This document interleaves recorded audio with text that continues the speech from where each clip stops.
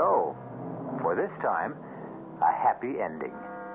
And let's write the epitaph to this tale of suspense in Milton's words. Hence, loathed melancholy of Cerberus and blackest midnight born, in Stygian cave forlorn.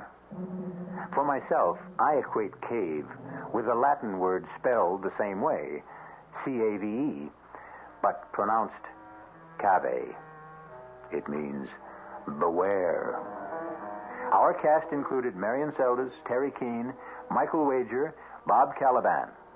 The entire production was under the direction of Hyman Brown. This is E.G. Marshall inviting you to return to our Mystery Theater for another adventure in the macabre. Until next time, pleasant dreams.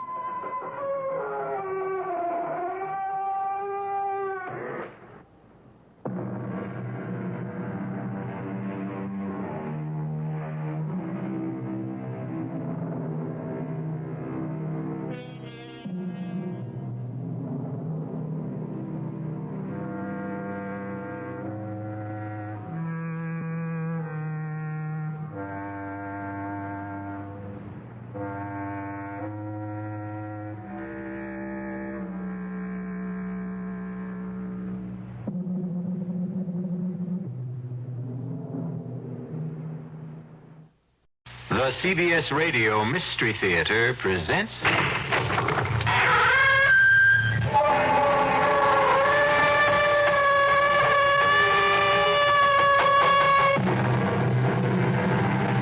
Come in. Welcome. I'm E.G. Marshall. Welcome to the world of your own terrifying imagination. It has been said that we are prisoners in a dark closet with small openings that on occasion admit some light.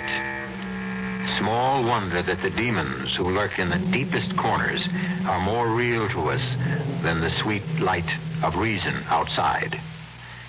There is so much evil in our world that light turns naturally to shadow. Even the love of Stephen and Amelia Stampler for their son Michael is converted to suspicion in this dark closet we live in. Reverend Stokes, I don't want a theological debate.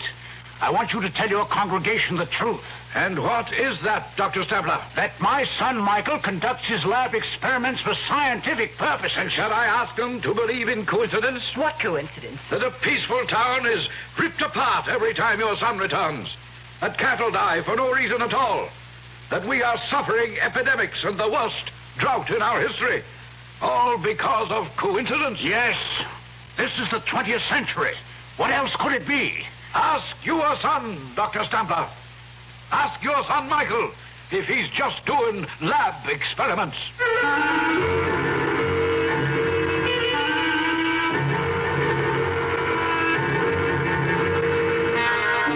Our mystery drama, A Sacrifice in Blood, was written especially for the Mystery Theater by Milt Wisoff and stars Patricia Rowe and Ralph Bell. It is sponsored in part by the Kellogg Company, makers of Kellogg's Special K cereal. I'll be back shortly with Act One.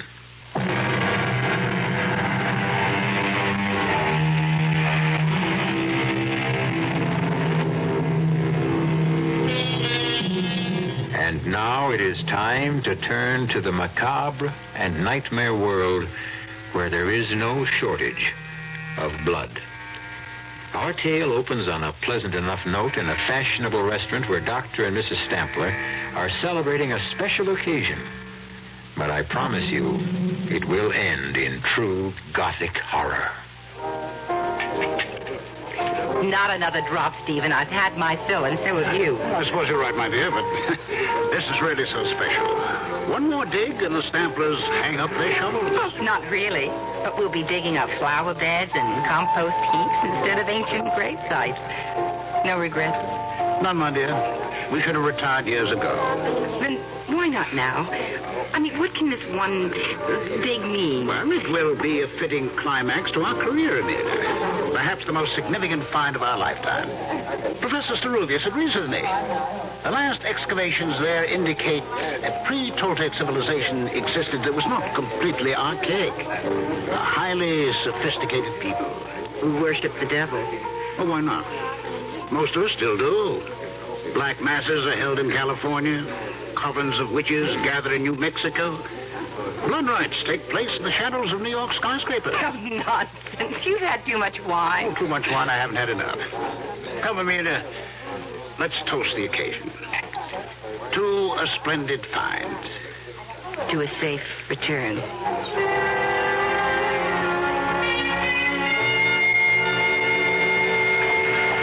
Dr. Stabler? Dr. Stabler? Yes. I am Professor Sarubi. Oh, thank you for meeting us. This is my wife, Amelia. My great pleasure. It's very nice of you. Not at all.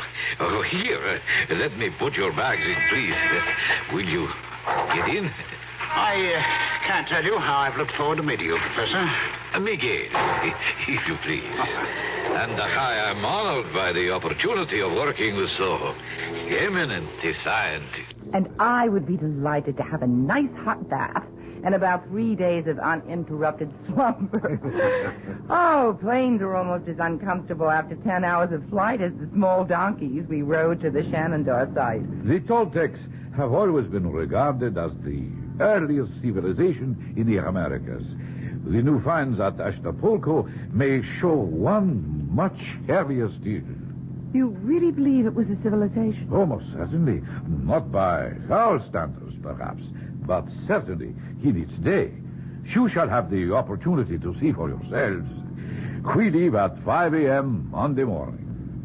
But that's 3 days away. Why the delay? There is much preparation, including the paperwork. You shall get some rest, and I will have the pleasure of acting as your host, if you will permit it. Of course. And forgive my impatience.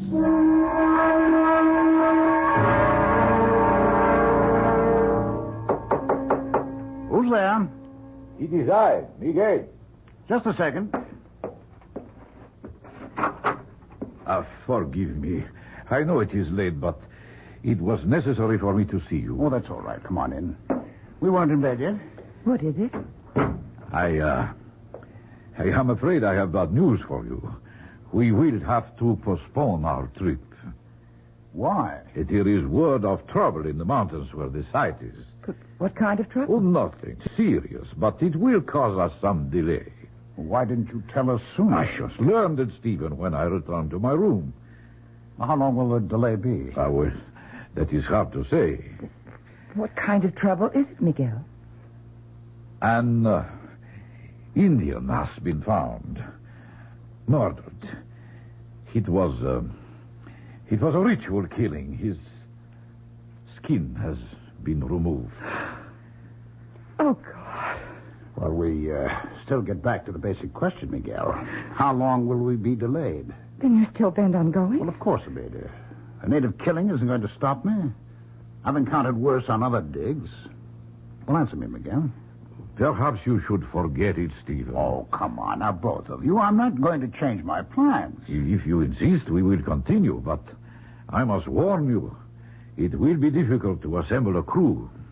But not impossible. No, not impossible if we pay enough.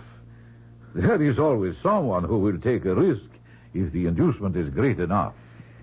I guess you're right, Miguel. See what you can do. Then you'll go along with me? I wouldn't miss it for the world.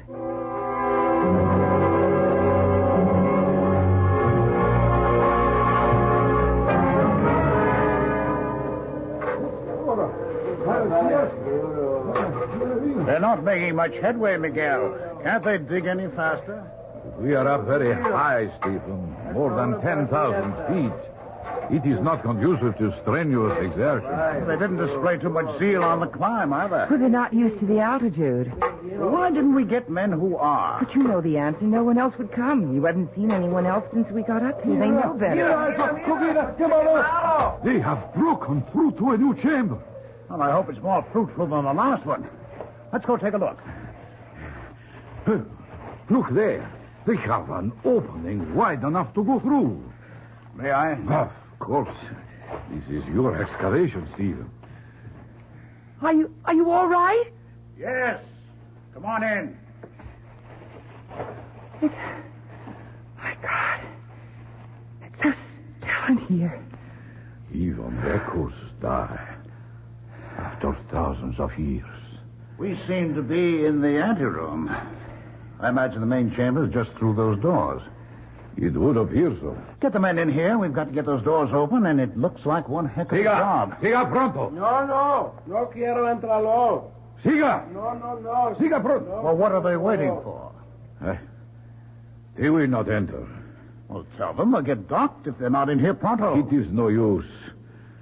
They will not come. All right, then we'll get the doors open by ourselves. Let's see how thick they are. Throw me a hammer, will you?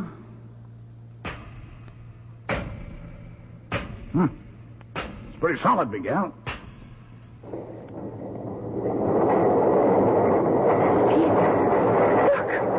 The doors are opening.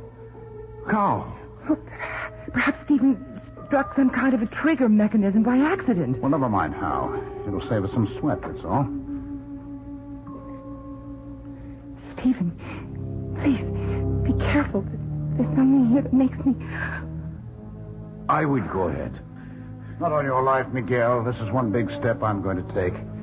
Come on, follow me.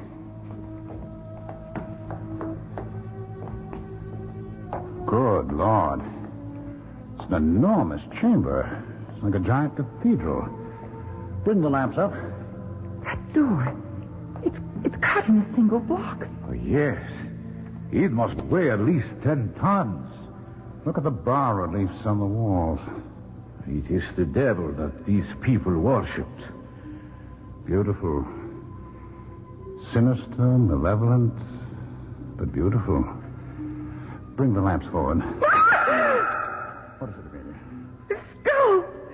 There's piles of pretty skulls! We have found what we are looking for. The sacrificial chambers of the temple. Yes, you're right, Miguel. Can you make out these inscriptions? I see, yes. They tell the story of the ritual. These were incense burners where human hearts smoked. The skulls piled at the base of that enormous slab of stone were sacrificed on that altar. What's that? Oh, Miguel just described it, my dear. The stone slab was the altar. No, I mean in the center of the altar. Probably the debris of centuries. I just saw something stir. It's a baby. Completely naked. On that cold stone. Oh, a poor child. Now. There now. Oh, he's lovely. He's so warm. Well, how could he be warm? It's so cold and damp in here. Well, he must have been left here a few minutes ago. Well, perhaps someone left him as a warning to us. Oh, but impossible. There is no other entrance beside the stone doors, not even windows. This was the sacrificial chamber of these ancient people. Well, then how, Miguel? I don't know. And I'm afraid the answer, if we ever find it, will not be pleasant. Well, at least whoever left him had sense enough to leave some protection. There's a woven mat on the altar. See? And that is one of the mysteries that troubles me. What are you saying, Miguel? The fabric the child is lying on. Examine it. Yes. Yes, I see what you mean. It was woven when the temple was new. When a bright star appears in the east and a child is born, there is a season of celebration. But when a child appears on a sacrificial slab of the temple of an ancient people who worship the devil, what will the season bring?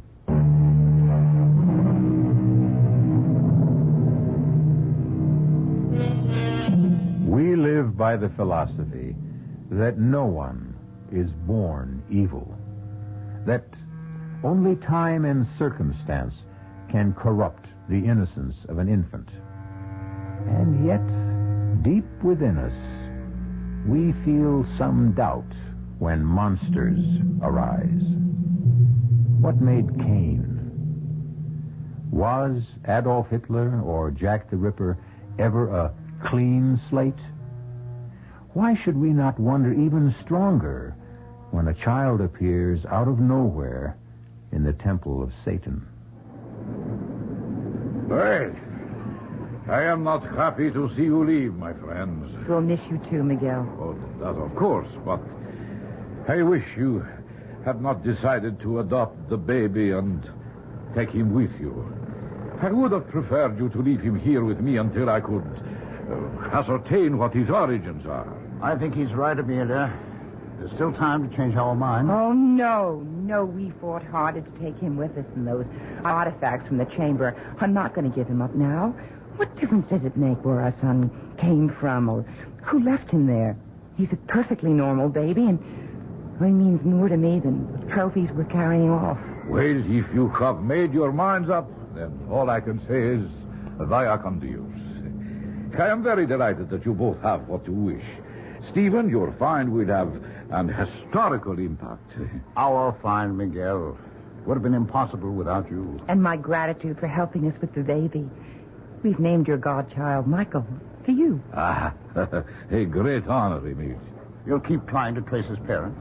Yes, if that is what you wish. Don't try too hard, Miguel. It doesn't matter where he came from. We're all he needs from now on. I hope you are right, Emilia.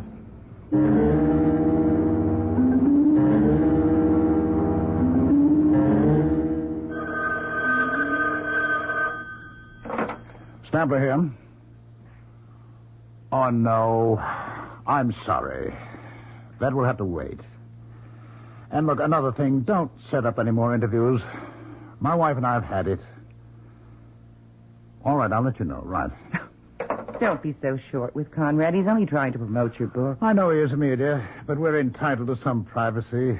We've been back home for almost a year now, and I'm sick of interviews and publicity. The people poking around here. Oh, you know you don't mean that. You're positively glowing with success. Yeah. You proved your theory about the pre-Celtic people, the influence they had on earlier civilizations, and, well, just look at the results. Academic honors and, the fantastic sale of your books on the expedition. This year has been good for you, Steve. Well, of course it has, Amelia, but if we hadn't gone on that bloody trip, we'd have some peace at least. We wouldn't have Michael. Oh, no, you're right, my dear. Oh, he's quite a handful for a kid his age. Only a year old. He's been walking for months. And he's such a good-looking child. He's so well-behaved. Oh, too well-behaved. You know, it's scary. He hardly makes any sounds at all. Oh, count your blessings. Our neighbors envy us so. They want to know how I discipline Michael. He's such an angel. Doesn't need any discipline. Well, maybe he doesn't, but I do. I've got to finish my notes for the lecture tour. Are you sure you won't come with me, Amelia? Well, who'd look after Michael? Well, Karen. She's perfectly capable. Nonsense. I mean, he'll be gone in a month. And he needs me. So do I. Oh, don't tell me you're jealous. Oh, no. But I am disturbed. You've got to give a little, Em. Don't try to smother him. It's no good for either of you.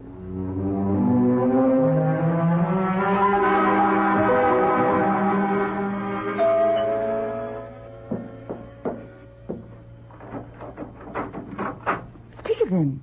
Well, I didn't expect you home so soon. It's Michael's birthday, so I thought I'd be early. I was taking a sentimental journey back through the years with Michael's birthday books. Here he is at 2. Yes, I remember. We took him to the zoo, and he was fascinated. Here he is a year ago. 5 years old, growing like a weed. Oh, that reminds me. What can I do to help with the festivities? Oh, nothing. Just relax. Where's Mike? Well, I sent him out to play. On his birthday? I don't understand. What's wrong, Amelia? Nothing. The party's off? No one's going to show up? Is that it? Oh, who cares? Well, you do for one. Why aren't they coming? Because we have stuffy neighbors with stuffy children. I just think it's time we moved. Oh, they're all out of step, hmm? That's right. Take their Oh, side. for heaven's sake, Em, I'm not taking any side. I just want to know... Well, he tears butterflies apart, yanks legs off frogs. Well, he's inherited your scientific curiosity. Oh, you know that's impossible. Well, I mean, you set an example for him. Level with me, would you? What happened between Michael and the Fielding child? Nothing. I told you. All right, then you don't mind if I call them and straighten this out? You go ahead and call. You'll agree. It's a tempest in a teapot. I'd rather hear it from you, Em. Sarah? This is Stephen Stambler. Well, yes, I know. I read your note. Well, can you tell me why? Michael did what? Are you sure? I see. Yes, I know how you feel. And, thanks for being direct. Bye. Well? I just don't understand. Curiosity. It's simple, childish curiosity. Children try to discover the world around them. They smell, taste, feel. They hurt? Well, yes, sometimes they hurt. Not out of malice. Try to be honest, Em. How would you feel if you were Sarah Fielding? I hope I'd have the good sense to take things in stride. Would you? I can't believe it's you, Amelia. You've lost all sense of objectivity. And you've lost all sense of proportion. Are you trying to cast Michael as a monster? I'd like to understand him, but I think I need help. And so does he.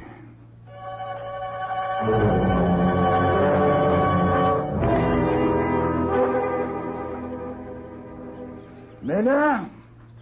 Oh, there you are. How are the silver bells? Fine. But the cockle shells are a bit droopy, and so am I. Oh, nonsense. Very gallant, Stephen. But age is beginning to catch up. I don't know where the last 10 years have disappeared. Seems only yesterday that Michael was 6, entering school for the first time.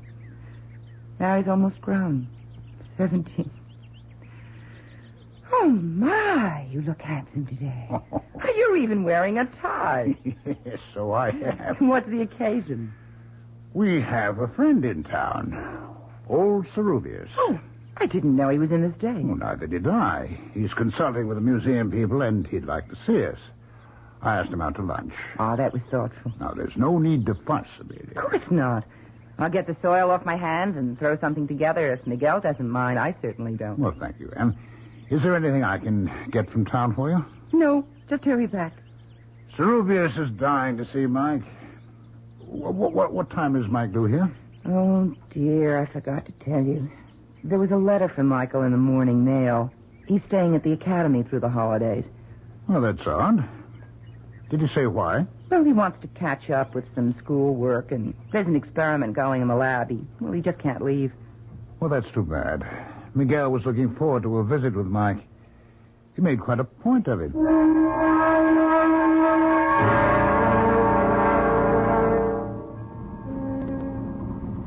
This is quite a machine. It sounds like my coffee grind. It's reliable transportation, Miguel, despite the noise it makes. And how is the boy? Well, very well. And so is Amelia. You look fit. I should be. I still clamber over rocks like a mountain goat and dig interminable tunnels. Have you found anything more at the old digs? Enough to verify your findings. But one thing we never discovered. No trace of Mike's parents, eh? No. I have shown the pictures you sent me to every man, woman, and child in the region. Nothing. Well, how is he getting on? He seems to like it at the academy. As a matter of fact, things are going so well there, he won't be home for the holidays. I'm sorry. Well, it's too bad. I must see him.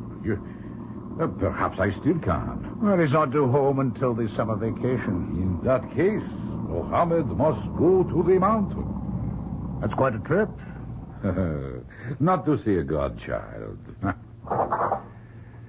Well, here we are. We're here at last. Miguel, how nice to see you again. It is always a pleasure, dear Emilia.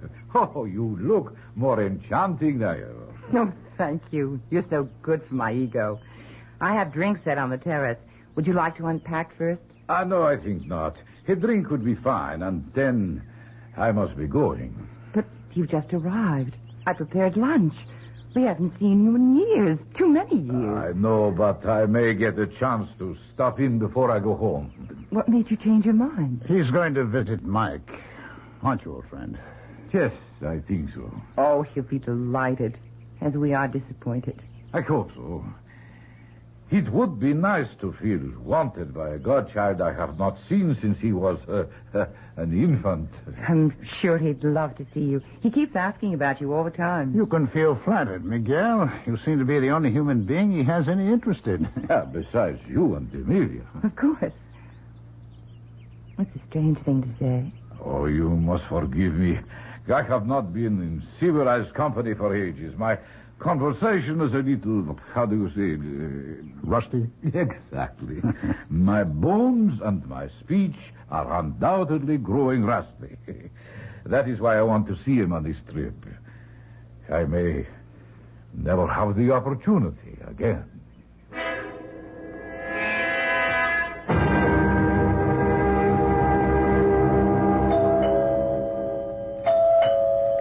Could you get that, Stephen? I'm just finishing the shelf, dear. Very well. Michael, I don't understand. No hello? Should I go out and start over again? Oh, it's not silly. Hello, darling. That's more like it. Stephen, it's Michael. Mike! I know. Mother had the same reaction. I just got through sooner than I thought I would, so I rushed home. Put your bags in your room, and I'll fix something to eat. You look well, Dad. Why shouldn't I? Leisure is good for the thinking classes. Oh, you look a bit drawn. Are they pushing you? No, I'm pushing myself. There's so much to do. What's new? Your godfather paid us a visit. He wanted to see you. Well, here I am. Well, you had to leave. Obviously, he didn't get to see you at the academy. No, I didn't even know he planned to make the trip. Oh, that's odd. He said he would go to the academy directly. We must have crossed paths.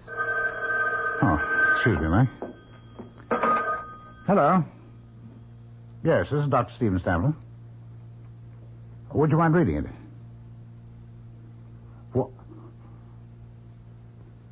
Would you read that again, please? Oh, my God. What is it, dear? It's a wire from the academy. They found Sarubius. Found him? Yes. Miguel is dead.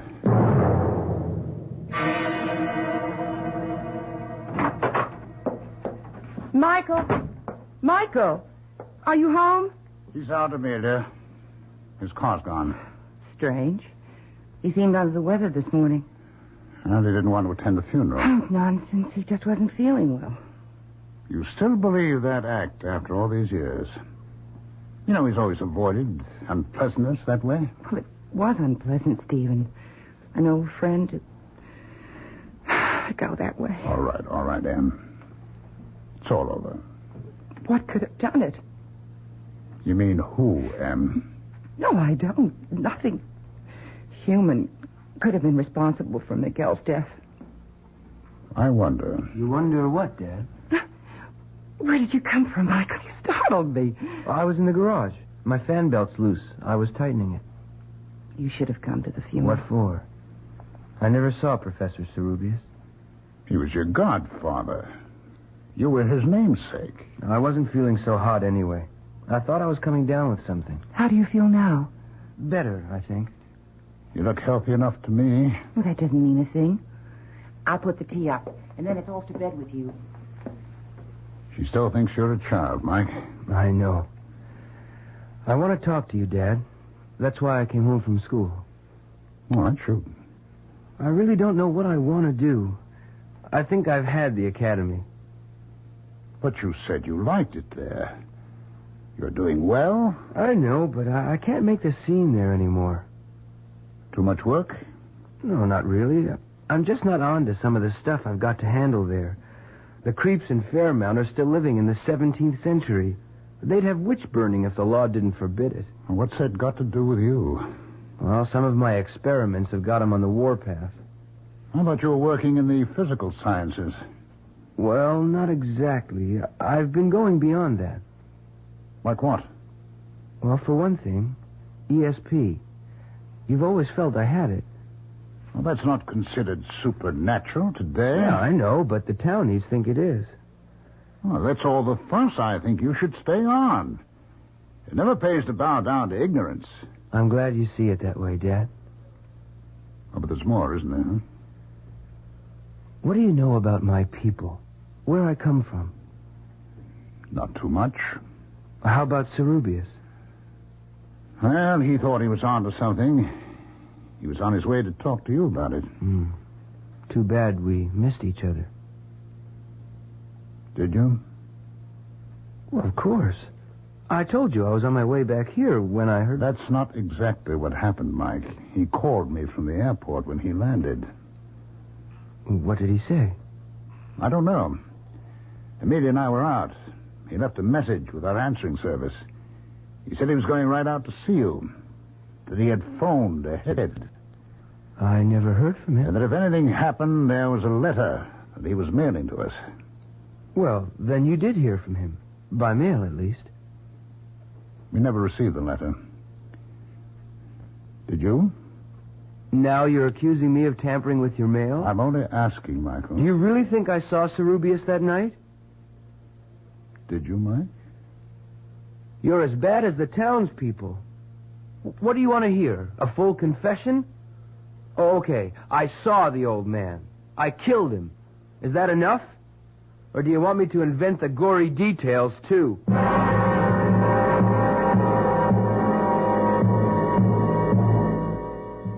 Fear can be a force for good or evil. It can keep us from harm, or it can be a malignancy that feeds on darkness and ignorance. Is Mike a victim of rumor and coincidence, or is he truly evil?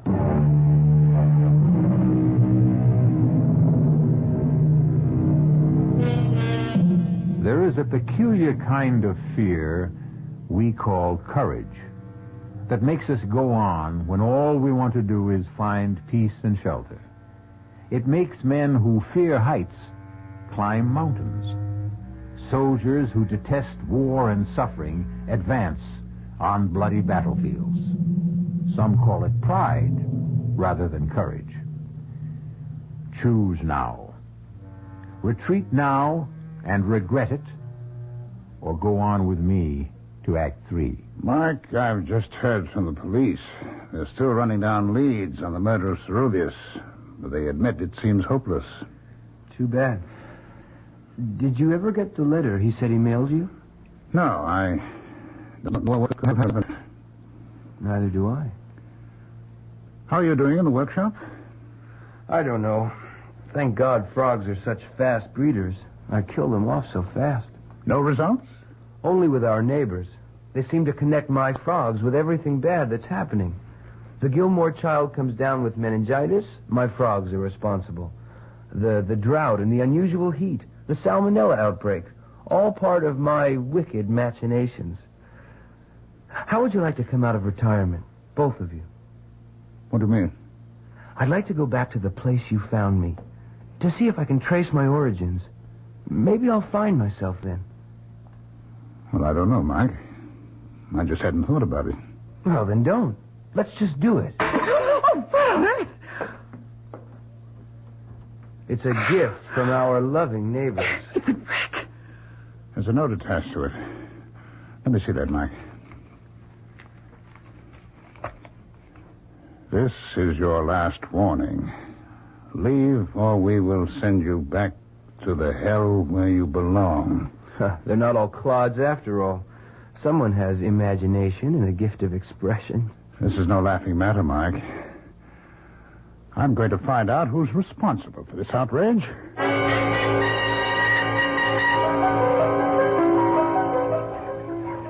Dr. Stempler, delighted to see you. I think we can do without the formalities, Reverend Stokes. I just want some answers. Yes, so do I. I haven't seen you in church for quite a while. You're very fortunate. I didn't attend last week. I don't think you'd care for my reaction to your sermon. Oh, then you don't believe in the presence of Satan? No, I don't. All I know is what that kind of talk leads to. Oh, the brick, you mean. I'm sorry about that. Well, yes, you should be. You've got these farmers half insane with your superstitious prattle. Some say that about religion. I wonder why. All right, let's not get sidetracked, Reverend Stokes. I don't want a theological debate. I want you to tell your congregation the truth. And what is that, Dr. Stempler? That my son Mike raises frogs for his lab experiments. Shall I tell them to believe in coincidence? What coincidence? That a peaceful town is ripped apart every time your son returns. That cattle die for no reason at all. That we are suffering epidemics and the worst drought in our history. All because of coincidence? Yes, you tell them that. This is the 20th century. What else could it be? Ask your son, Dr. Stempler. Ask him if he's just doing lab experiments. I told you, Dad, I'm going back where you found me, with or without you. Mike, that is foolish. Cerubius excavated for years but found nothing. What makes you think you can? Because I was born to it and Cerubius was not. He was contaminated by Spanish blood. My lines are pure. I need to find my way to another world. Will you come with me? You're not serious, Mike. I've got to go, Mother. I thought you'd understand. Well, I do. I just want you to think things through a little longer. Go back to school. Just finish this semester, and then we'll all go back. I promise you. That makes sense, Mike. It's only a few months. What do you say? Okay. But I won't let you stall me past then. I think my word is good enough. It is, Dad. Then, that's settled. Now, why don't you take Dad out for a walk? This room needs cleaning and airing. Are you implying? Not at all. I'm stating it quite clearly. Either I clean this place now, or I'll send in some goats to keep you company tonight. Now, shoot. Okay, I'll go. How about the keys to the car? I thought we were going for a walk. Take a rain check. I'd like to drive into the city. Well, be my guest. Here.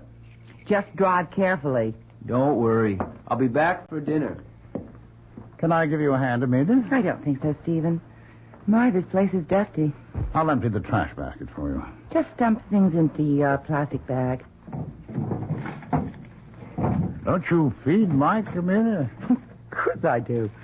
Look at all these hamburger wrappings. Well, I think he feeds his frogs with them. Oh, no. What's wrong, Stephen? You're as white as a sheet. Yeah. This piece of paper. Well, what is it? It's part of an envelope, Amelia. The one that contained the letter Cerubius wrote to us. Oh, my God. But why didn't I... Destroy the letter? That's what I'm wondering, too. And I don't like the answer I get.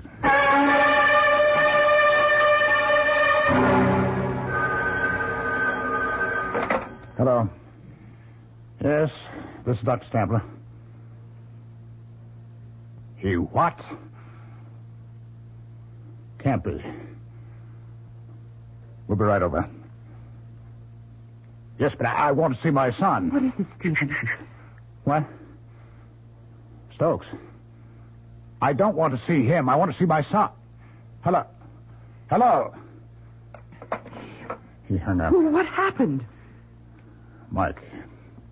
They're looking for him. What for? They claim he's killed someone. I don't believe it. What, with the car? I mean, with an accident? It was no accident. They found Claire Baxter dead. What's that got to do with Mike? They claim he was seen near the place where the body was found. Where's Mike now? He's disappeared. They found our car in the ravine. Oh, no. I'll go see. Good evening. Yes, Reverend Stokes, what is it? May I come in? No, you may not. Now clear out of here. Oh, what's wrong with you, Stephen? Please come in, Reverend. Thank you, Mrs. Stapler. I know it's painful, but I must talk to you. What is there to talk about? Your son.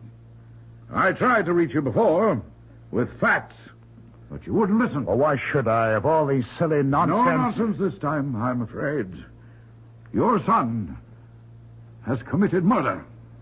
Just because he was seen near where the girl was found, I'll bet half the No town one could have else been in there. town would kill the way Claire was slaughtered. Please, I don't want to hear any more. And we just sit quietly and wait.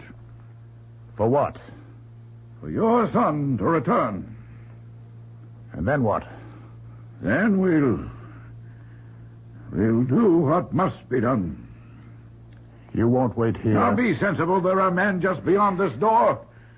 I would prefer to do this as reasonably as possible. Do what? Just ask him a few questions, Mrs. Sampler. Now, please let me handle this. Or would you prefer mob violence? Ask your questions, Stokes. Oh, I'm here. Run, Mike. Save yourself. Not yet. I've got a score to settle with old Nosy. Sit down, Michael. It's all over for you. For you, meddler. No, Asmodeus, your time has come. Asmodeus? Asmodeus, Satan, whatever you call yourself. Sit down and answer my questions. I've changed my mind. I'll answer your questions if you catch me. Stop him, Stephen. Please don't let him go. No, Amelia, don't worry. Stokes will never get him.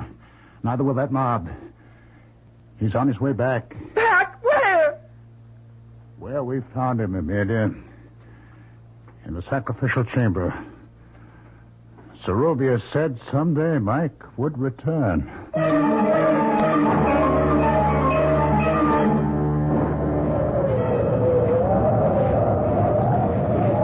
Just a while longer, Amelia. I'm all right, Stephen. Do you think we'll find him? He wanted so badly to find his way back. He must be here. I'm glad he got away from them all. I'm not so sure about that. I pieced together Serubius' letter from the scraps in the wastebasket. It explains a great deal. Michael was not just an ordinary Indian child abandoned by his parents. The tribes have a legend about the pure-born son of kings who is sacrificed for his people. Do you think Michael? I don't know, Amelia. I don't know what to believe anymore. There's a light in the chamber ahead. I know. Hold this lantern, Amelia. Hold it high. Don't come any closer. Michael. Oh, thank God we found you. Where are you, Mike? Boy, we believe in you. We trust you. Stay where you are. Do as I tell you. We want to help you. Then leave. That's the best you can do for me. You kept me from my destiny when you took me from this tomb. Let me fulfill it now. We love you, Michael. Please save yourself. Hold the lantern higher, Amelia. What is it? There's a child, Em. There's a baby on the altar where we found Mike. It's Michael. Oh, my God. It's Michael. It can't be. Yes, I remember every detail. Stay back. Stay back, Amelia. Don't come any closer. It's a child on the altar. It's Mike. Someone... Well, something is standing over it. Oh, no. Oh, no. I can't believe it. The child's off. Oh, God, no. Michael. Oh, Michael.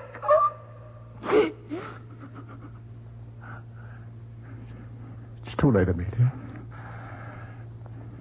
It's all over now.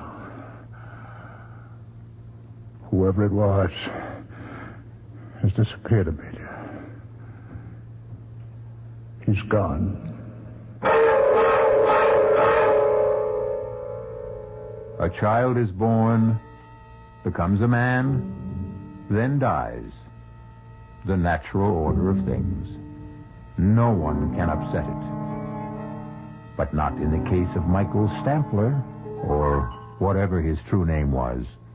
He was plucked out of antiquity by accident and returned there by desire. Our cast included Patricia Rowe, Ralph Bell, Don Scardino, and Ian Martin. The entire production was under the direction of Hyman Brown. This is E.G. Marshall inviting you to return to our Mystery Theater for another adventure in the macabre. Until next time, pleasant dreams.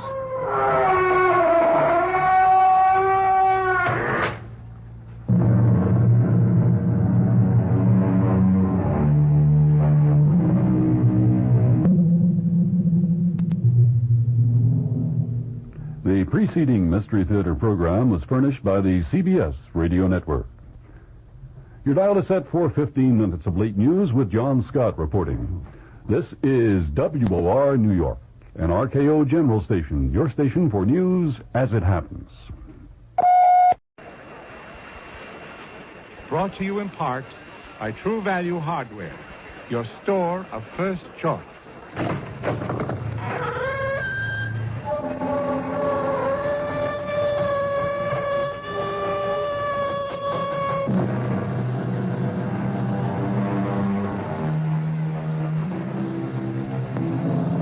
Come in. Welcome. I'm E.G. Marshall. Welcome to the world of your own terrifying imagination. There are people who suddenly find themselves tortured and taunted by a fragile wisp of a memory. It's the memory of something they may have said or something they think they did. Exactly what it was has been long forgotten. But now it must be paid for. And the price? Life itself.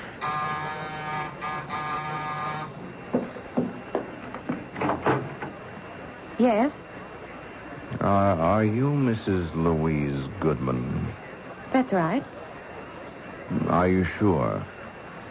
Why, of course I'm sure. It's just that I don't want to make a mistake.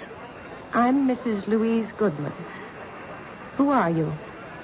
And what is it you want? I want to keep my promise. Promise? What promise? I promised I'd kill you. Remember?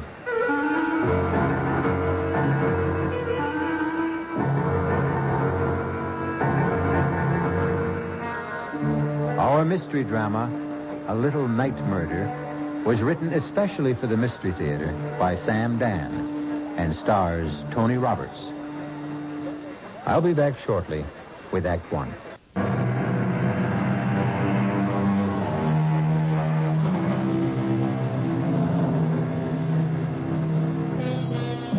Downtown at night, the city is a deserted place. The lofty office buildings, those gleaming towers of glass and steel, stand quiet, empty and foreboding, like ancient temples. And like the ancient temples, they also have their priestesses. These are the ladies who enter at night with mops and brooms and vacuum cleaners to clear away the debris of the day's worship and purify the offices for tomorrow's rituals. We are concerned now with one of these, a sturdy, middle-aged woman named Mary Margaret Cannon. Steady, hard-working, no nonsense.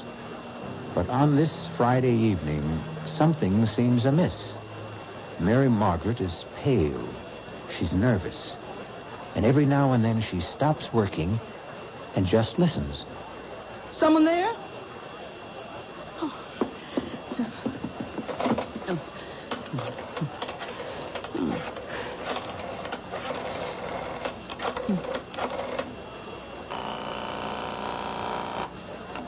Hello? Terry, I'm scared. Scared? You? Oh, now, Mary, what would you be scared of? I don't know. It's these murders. Murders? These women who've been getting killed. I'll come and stay with you if you want. Oh, please. I'm so nervous, so jumpy. I'm so scared. Yeah, but why? I just don't know. Terry, Yes? I hear someone coming. Are you sure? I hear someone. Terry. I'll hang up and call the police. Oh, no, don't. It's just a guard. Yeah, you see? Now, is everything okay? Oh, yeah. Look, you just forget I called and get your rest. Oh, good evening, Tom. Oh, you're not Tom. No. I'm the new man, Mrs. Cannon. Oh, well, what happened to Tom? He called in earlier today. He said he was sick. They sent me down to relieve him. How'd you know my name? Oh, Tom told me. I asked him, who's in the building tonight, and he said, just Mrs. Cannon. But what? Tom doesn't know my last name any more than I know his. We're just Mary and Tom. How did you know? Why shouldn't I know your last name? You know mine. How? How would I know your last name? It's Jackson. Remember? Little Peter Jackson. I never saw you before in my life. Oh, you did. Yes, you did. What do you want? I want to keep my promise. What promise? I promised I'd kill you. Why do you want to kill me? You don't remember? Well, let me refresh your memory, Mary Margaret Cannon. 23 years ago, you lived on Baxter Street, and one morning you walked into a little grocery store. Oh. Now you remember.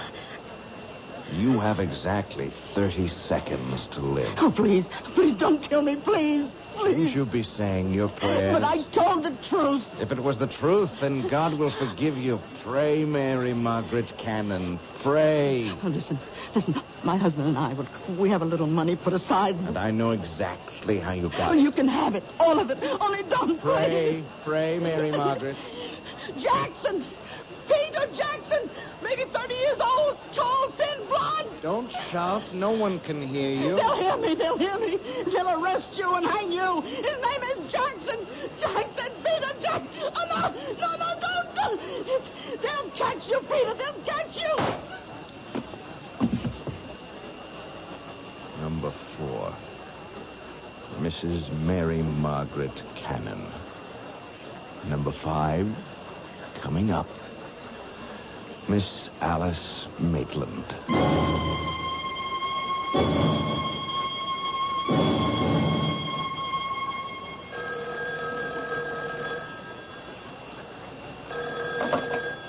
Captain Blake. Yes, Commissioner. Commissioner, I understand you... Listen, if you think somebody else can run it better, then get somebody else. I agree, sir. Yes, sir. No need for any of us to blow his stack. Absolutely, sir. Yes, I'll keep you informed. Wow, you got a pretty good one here. Is this your first mad killer assignment, Lou? Yeah, I guess so, Captain. Mad killers, mad bombers, mad stranglers, you name it. You get one every 10, 15 years. You can count on it. You get a rash of absolutely senseless killings. No motive, no rhyme, no reason. Should we talk to her husband again? What for? All he's going to tell us is what a great lady she was and how they neither of them ever had any enemies. Captain Blake, just suppose it isn't a mad killer. 4 murders in 11 days. Number 1, Mrs. Martha Denson, shot while parking her car late at night. Number 2, Mrs. Janet Drew, shot in her backyard. Number 3, Mrs. Louise Goodman, shot in her apartment. Number 4, this cleaning lady, shot while at work. Well, could there be a connection? Did they have something in common? There's no pattern. None of them knew each other as far as we can make out, or even had anything in common. Yeah, that we know of. It's the toughest situation in our business. A mad killer. Okay, he's a mad killer. Every killer is mad. But does this one have a method to his madness? Yeah. He uses a .38 caliber revolver and shoots women. The last one, Mrs. Cannon, that's the problem. What kind of problem? Well, he's a mad killer, you say, so he wanders around, and if he gets a chance, he'll kill. He sees a woman alone in a parking lot. 1230 WCOL. He shoots her. He sees Mrs. Drew in her backyard. He shoots her. He sees Mrs. Goodman alone in her apartment. He shoots her. Okay, how do you account for Mrs. Cannon? You're dealing with a madman, Lou. You can't account for anything he does. All right, 3 women are targets of opportunity. They happened along, or he happened along, and that was it. But he went out of his way to kill Mrs. Cannon. Look, he had to slug the night watchman. He had to take the elevator up 12 stories to find her. It means he wasn't just out to kill any woman. He wanted that woman. Why? That's good thinking, Lou. And if this were almost any other kind of case... Blake. What? Oh, no. Not another one. Okay, all right. Send her in. Did they tell you about nuts while you were getting your college degree? This one coming in sounds like a 14-carat nut to me. Captain Blake? Yes, I'm Captain Blake. This Detective Parker. How do you do? Huh? I'm Miss Maitland, Alice Maitland. I own a bookshop on 3rd Street, and... Well, it's about the murders. Do you know anything about the murders, Miss Maitland? I know who's going to be killed next. You do? Who? Me. Why do you say that? I have a premonition. I see. I know what you gentlemen must be thinking. You're convinced I'm a hysterical woman or a crank. No, but Miss Maitland, do you have any enemies? I don't know of any. Well, we know there's a homicidal maniac loose. It's true he may strike at anyone. That's not why I'm here.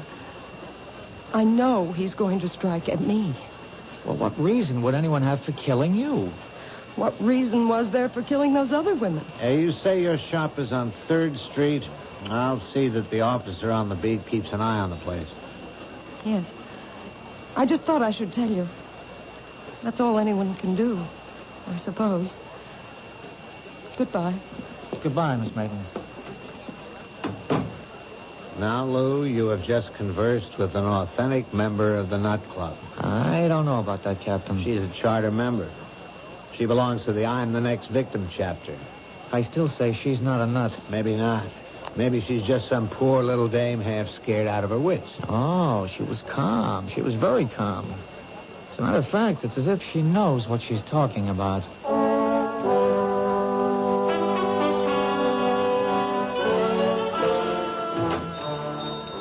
May I help you? Oh. Hello. Remember me? Yes. You're one of the detectives I spoke with. Yeah, Lou Parker.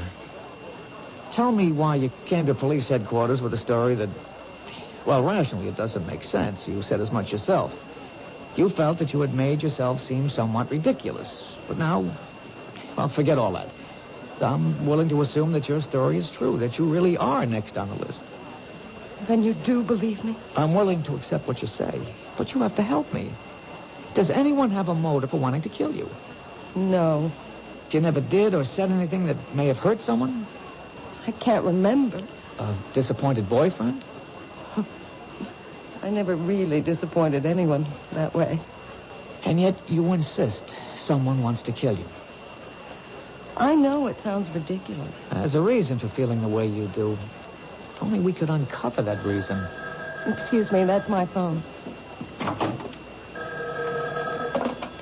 Hello? Hello? Hello? Hello? Miss Maitland? Yes. What is it? You seem rather pale. Oh? What happened? When I picked up the phone, there was just a click on the other end. As if someone had just hung up. Well, why should that seem to upset you? Well, because it's happened before. It has? Yes. Frequently? I mean, often enough so that it really isn't just an accident? 3, 4, perhaps 5 times a day. When did it start? Oh, I'd say about 2 weeks ago. I remember it happened 3 times the night the first of those women was murdered. Well, why didn't you tell us this before? I didn't think it was anything important. May I use your phone? It's back there in the office. Okay, I'll only be a moment. May I help you? Yes. Is your name Alice Maitland? Yes. Can I do anything for you? Well, you see, I came here because I have to keep a certain promise I made.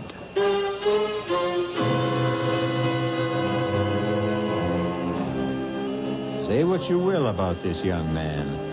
He has at least one redeeming feature. His word seems to be as good as his bond. But will he be able to keep this particular promise? This problem will be our primary concern when we return shortly with Act Two.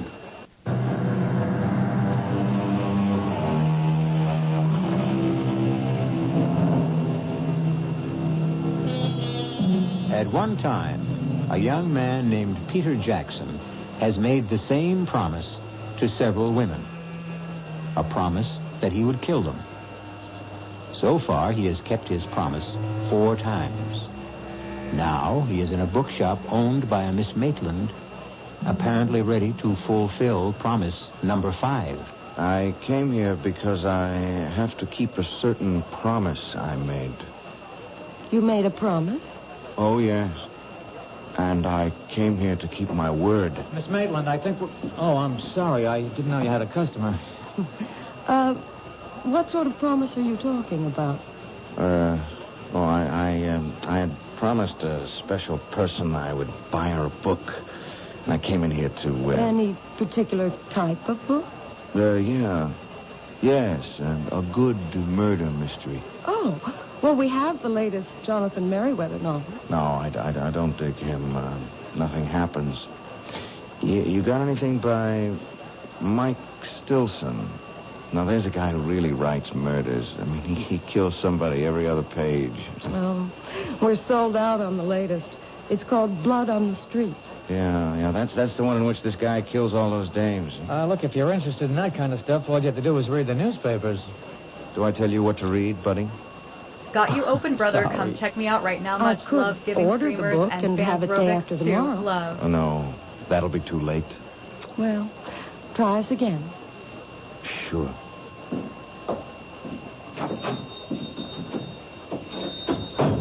Well, there's a guy with gruesome tastes. Well, takes all kinds. Hey, you know, he's a great Mike Stilson fan, and he thinks nobody knows it. Who? My boss, Captain Blake. You're kidding. Hey, this is the very first time I've ever seen you smile. Oh, I smile a lot. It's just recently. I told Captain Blake about the calls. And? Well, you never know. He just grunted and said, I'll stay with it. What time do you close? Just about now. I'll take you home. I live in this building, 2 flights up. Well, how about some dinner? Oh, you don't have to. You asked for police protection. Is that the reason? Line of duty? Well, yes and no. I'd like to. Except that, well, it's the end of the month and I'm swamped with paperwork. Well, this neighborhood seems safe enough. It's busy. And that diner across the street stays open all night. Look, keep this card handy at all times. It's got a special phone number. Now use it. Anytime you're disturbed by anything at all, no matter how slight or trivial, don't feel embarrassed. Just get on the phone.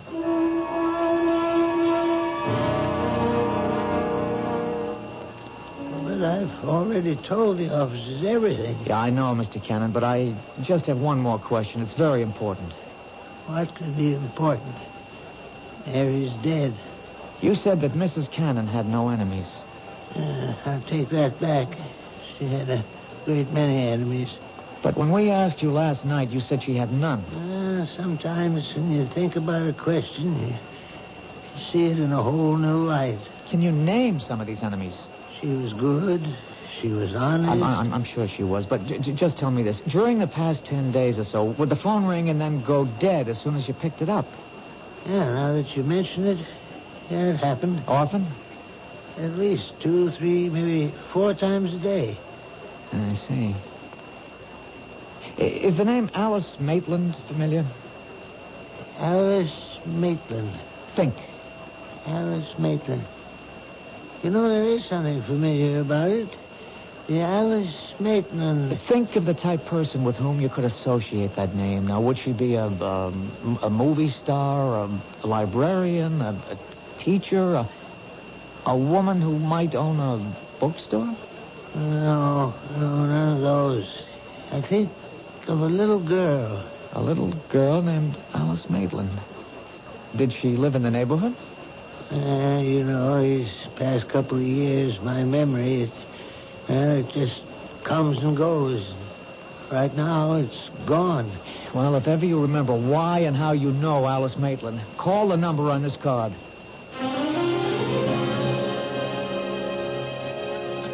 I'll have another cup of coffee, please. Are you waiting for somebody, mister? Well, not exactly. Why do you ask? Oh, well, now you've been sitting around for hours drinking the stuff. The coffee in this joint that good? Look, don't be frightened. Oh, who's frightened? Well, you are, so, just look at this. Look. Oh, you're a cop. Uh-huh. Yeah, I was beginning to think that you could be that mad killer. Well, it could be just about anybody. I hope I didn't scare you too badly. Well, the truth is, I wasn't that much scared for myself. No? But you've just been staring at that building across the street. I got the idea you were watching for something. Are you? Well, maybe. Could I have change for the telephone, please? Thank you.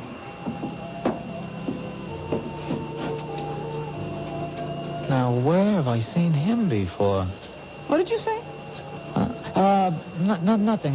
Just talking to myself. You do that a lot, don't you? Do what? Talk to yourself. Well, that was a short call. She wasn't home. Oh, it's too bad. Did you find the book? What book? The one by Mike Stilson. Oh. No. Well, keep looking. You know the best way to stop talking to yourself? No. Get married. The light went on in her room. What's that? He went to the booth. He only had time to dial, and the light went on in Alice's apartment. Who's Alice?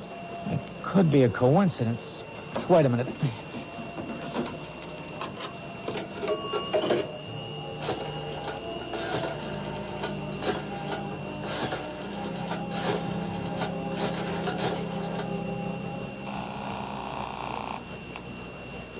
Hello?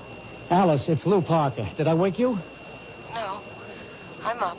Did your phone ring just a minute ago? Did it ring?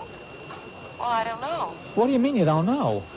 Well, I'd fallen asleep, and, well, I must have been having a bad dream. I think I heard the phone, but it could have been in the dream. Anyhow, I did wake up suddenly, and I turned on the light, but I didn't hear the phone ringing anymore. Could it have been the ringing of the phone that woke you? I don't know. Did I hear it ring, or did I dream it was ringing? Why do you ask? Well, I'm just checking. Anyhow, I'm glad you're okay. I'll see you tomorrow. Good night. Well, that was a short phone call, too. Yeah. How is she? Who? Your girl. How do you know I call my girl? I told you I read character. Do you also read the future? Like an open book. Well, I sure hope so.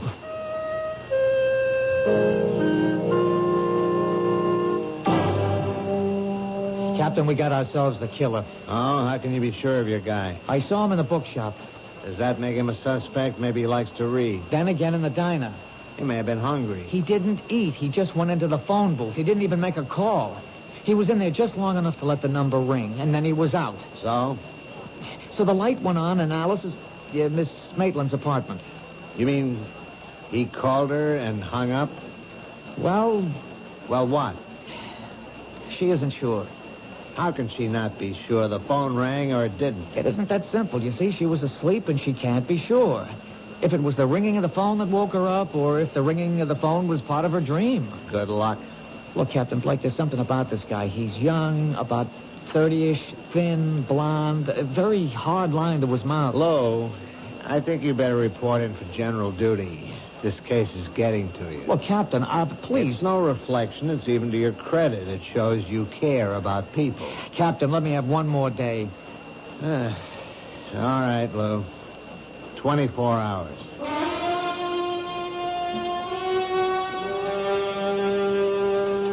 I'm sorry I've caused you so much embarrassment, Lou. That's all right. Captain Blake is unhappy. He'll get over it. He thinks I'm crazy. Well, he thinks most people are crazy. Lou, you can't keep guarding me forever. He has to strike at you soon. That's the pattern. He's done 4 murders in 12 days. That's one every 3 days. This is the night of the 15th day. He's due. Unless... Unless what? Unless I've scared him off for a while. No, keep away from your window. Why? Well, if he's around, we'll be tipped off. But could I have scared him away? After all, how would he know I'm a cop? You never saw him before? Never. We have to assume he's our killer. And what is the only thing we know about him besides his general physical description? We know he wanted a book by Mike Stilson. Blood on the Streets. But he could have made that up on the spur of the moment. People rarely make things up in the spur of the moment. He knows what he's doing. He's out to frighten you. The phone calls are a part of it. That book. There's something in it that would cause you to be frightened. But what? I don't know. I've never read it. Well, he figures you did. After all, you own a bookstore. I have to sell books by Mike Stilson, but no one can force me to read them. Well, the clue is in that book. Wait a minute.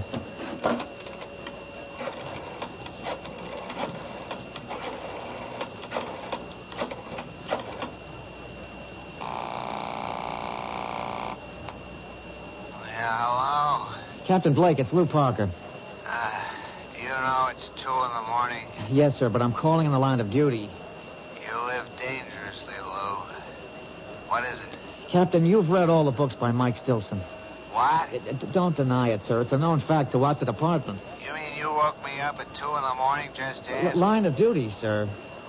If I read those books, it's only because I get a good laugh at how unrealistic they are. Captain, what's the story of Blood on the Streets? Lou, I hope your patrolman's uniform still fits. I'll be able to prove this is the line of duty. Yeah, Alice, pick up in your extension. Well, in a nutshell, a bunch of spoiled, rotten rich kids are kind of high. They're joyriding in this sports car, and they run down and kill this harmless old gent. The harmless old gent has a son. The son comes back from Vietnam. He swears he'll have revenge, so he shoots the joyriders one by one. That's it? That's it. And it better be line of duty. Well, Alice? No. I was never involved in anything like that. Does it remind you of something that might be similar? No. But it has to. Think. I hope you don't mind if I answer your phone. Hello? Detective? Yes. He's here.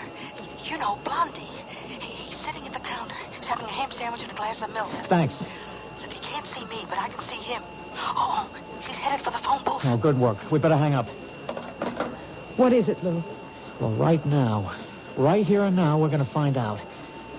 If that telephone should ring...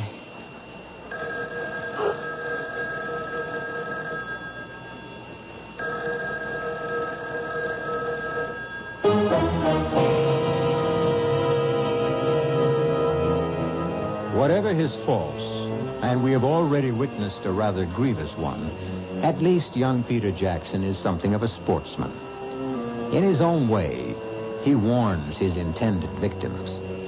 He even tries to give them clues. This time, has he given one too many? We'll be back shortly with Act 3.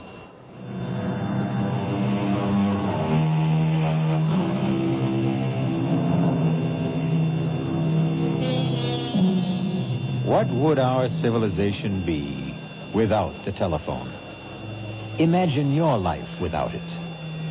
And the way the telephone works, it requires 2 people to complete a call. However, some of the most eloquent conversations can be carried on when there's no one at the other end, as you shall hear.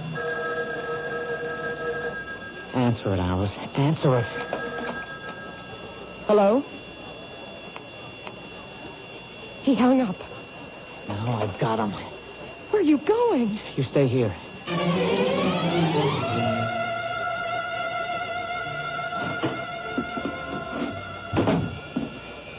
Hi, Detective. Where is he?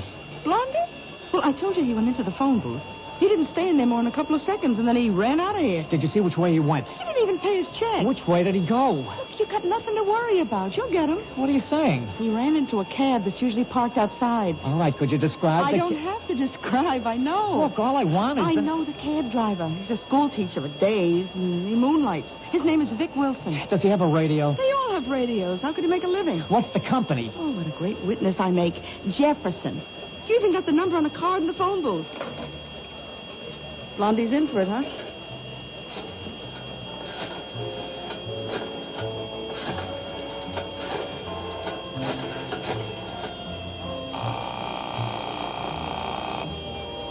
Jefferson cabs. This is a police call. You have a driver, Vic Wilson. He's on a job right now. The minute he checks in, have him report back to the diner at 3rd Street, to Detective Parker.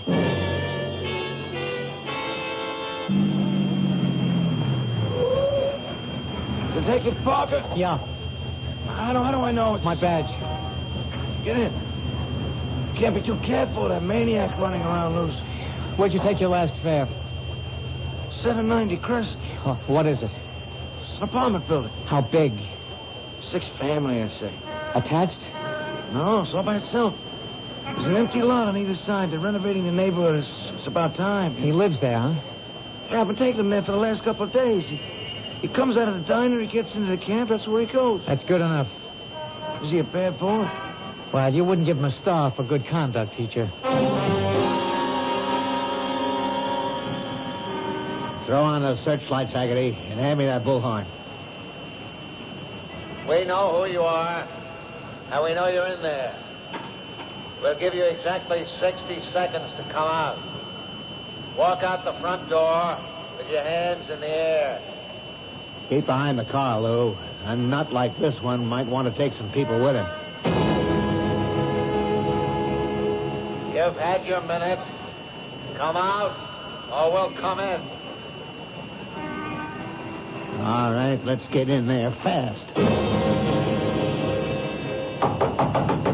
Open up, police. All right, stand to the side of the door, Lou. Cover me.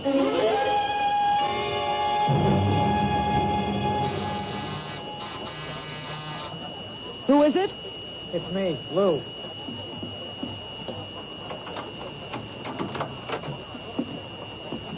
Lou, what happened? Well, You didn't get him. no, we didn't get him. Maybe it was the wrong house. No, the cab driver insists that's where he's been taking him.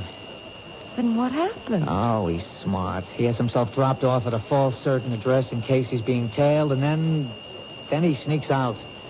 Makes sense. Of course, Captain Blake doesn't believe a word of it.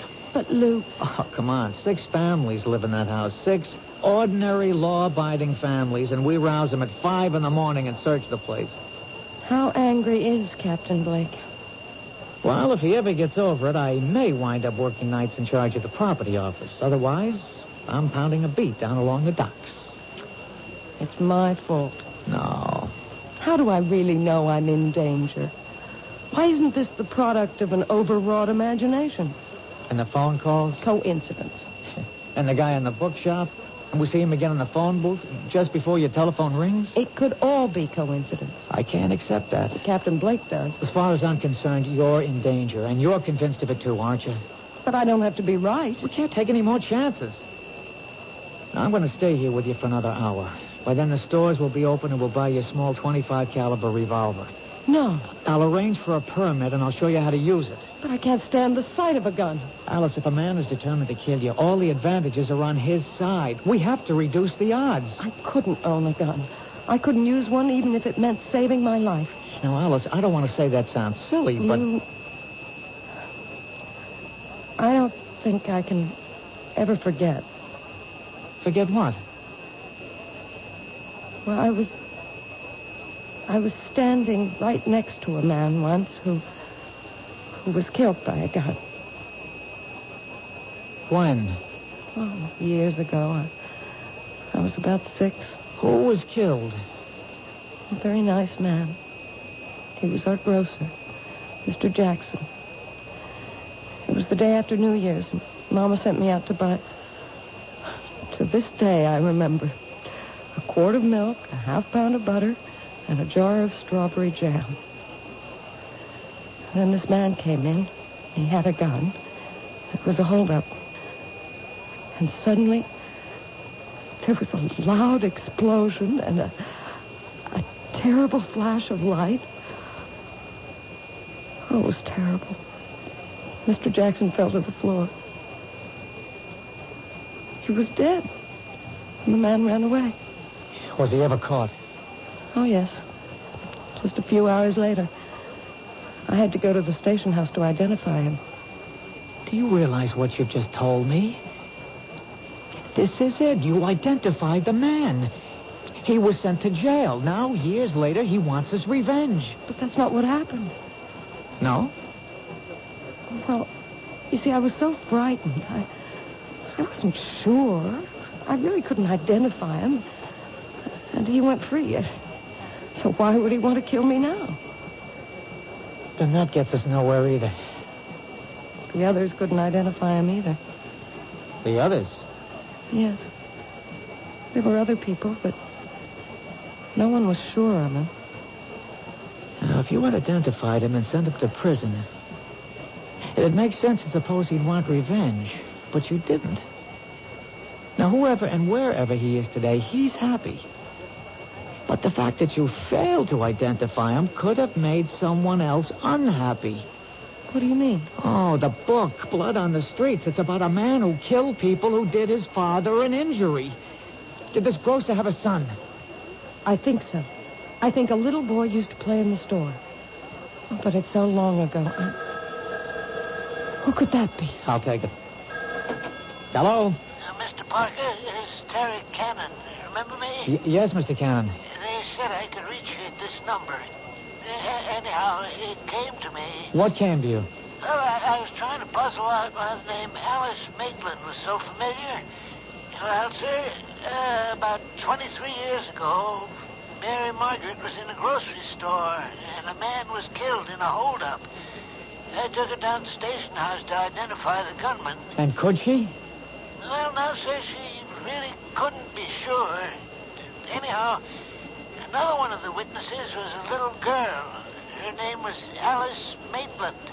And I remember her because she was the most terrified little thing I'd ever seen in my life. Thank you. Thank you, Mr. Cannon.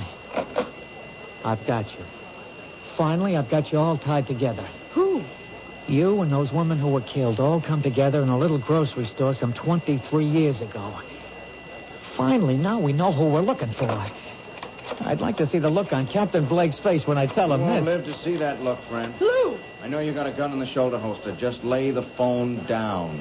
Slow. Easy. Now, raise the hand. Slow. Easy. That's fine. Just keep them there. I guess your name is Jackson. Peter Jackson, Jr. You figured it out. So I figured I'd have to come back and get both of you. Hands stay up. Well, it's too late, Peter. We know about you. Yeah, you know about me, but the other cops don't. See, I was in the house across the street when you staged the raid. I thought I'd die laughing. I learned never to get dropped off where I live. That way you don't get surprised. You won't get away with it. Oh, I'll get away with it. She's the last one. I'm sorry about you, but I'll walk out of here. And who'll know it was me? But why her? She was just a kid. She lied. But I didn't know. I really didn't know. Yeah, that's what they all said, but they were lying. They were bought off. All of you were bought off. Come on, Peter, talk sense. My father is murdered, and the law lets a killer go free, and you want me to talk sense? Does it make sense that 5 people who were standing right there couldn't recognize him? But I couldn't be sure. I really couldn't be sure. My father, he never hurt a soul in his life. If a hungry person didn't have a penny in his pocket, he could still walk out of that store with a loaf of bread or a bottle of milk. If your father was that kind of man, what would he think of you, killing innocent people? My father believed in justice. But you knew who the killer was. Why didn't you go after him? Yeah, I did. I did, but I was cheated. I spent years on his trail, and when I finally caught up with him, he was in his grave. Well, my father wasn't going to be cheated out of everything. If I couldn't have the killer, at least I could get the people who helped him. Let me explain something. No, you don't want to explain anything. You want to stall. You want a chance to go for your gun. Well, you won't get it. See, I'll kill you first, and then her. There's such a thing in this world as justice. If the law won't give it to you, then you make your own. And that's why you're doing this? For justice? That's right. That's wrong. You're doing it because you love to kill. That's a lie. Ah, it's the truth. Look at yourself. Look at how you're enjoying this. I'm doing what has to be done. You killed those 4 women and you enjoyed it. You have 30 seconds to live. Say your prayers. How long do you think you have to live? You're going to keep killing and you'll be caught. You can't stop. I hate killing. Come on, you love to see people under the gun, how they squirm and sweat. You're eating this up.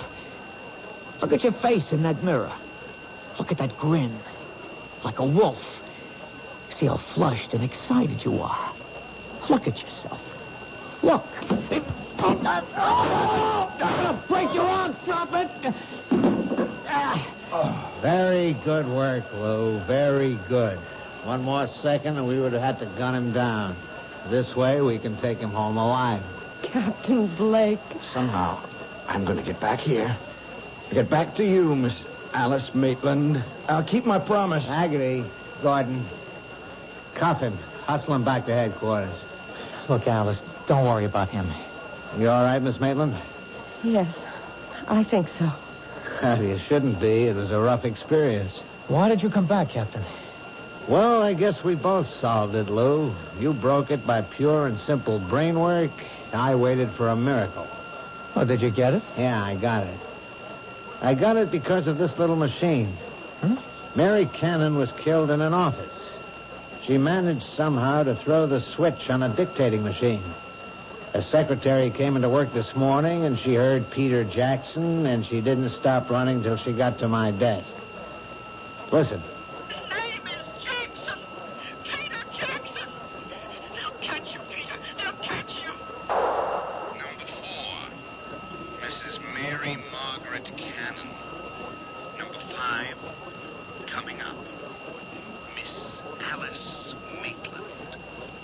You see, Lou? There's your whole story.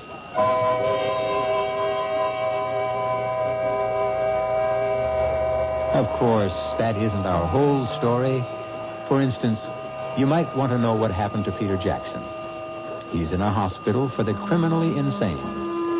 For his sterling leadership in cracking the case, Captain Blake will probably become the next chief of police.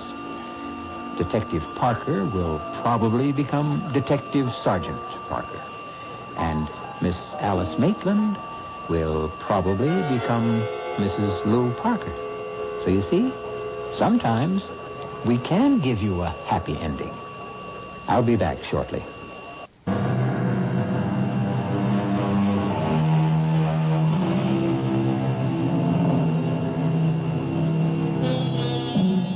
The story you have just heard was concerned with the most precious concept the human race has ever created, justice.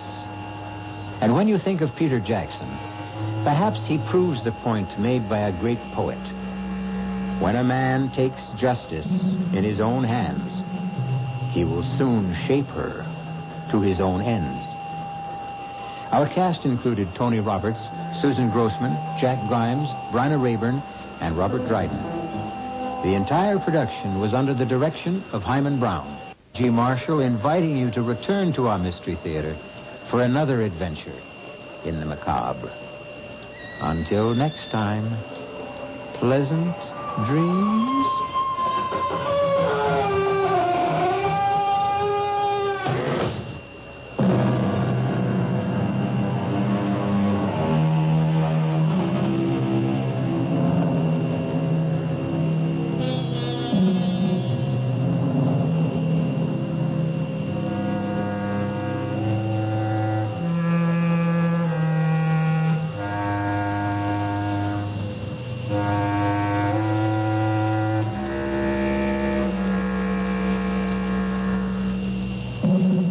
Ohio's favorite music is on 1230 WCOL Columbus.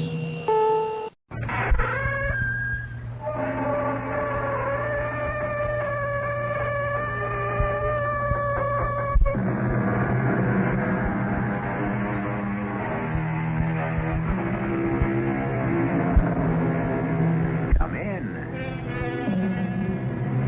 Welcome. I'm E.G. Marshall. Welcome to the sounds of suspense, to the fear you can hear. Horror that makes the flesh crawl as with maggots.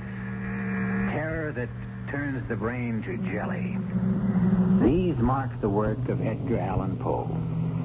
For nearly a century and a half, readers have wondered at the mad creations of his fevered brain, even as their blood ran cold with fear. As shall yours.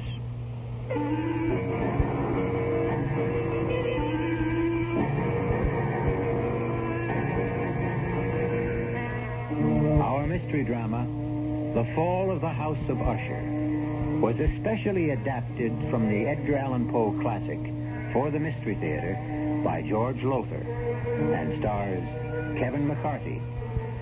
I'll be back shortly with Act One.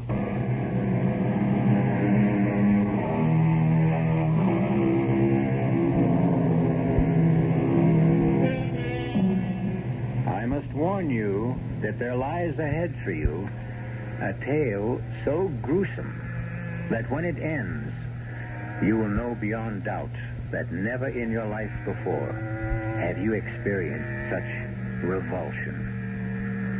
Are you prepared for this? Come then to a certain room where a man named Gabriel Mannering sits writing in his diary. A certain room in the House of Usher. I sit here writing this diary, when in truth, were I not a fool, I should have already departed this frightful place. Already I have sensed such horrors in these first hours of my visit that I tremble at the thought of what may be in store for my friend Roderick Usher. And for me.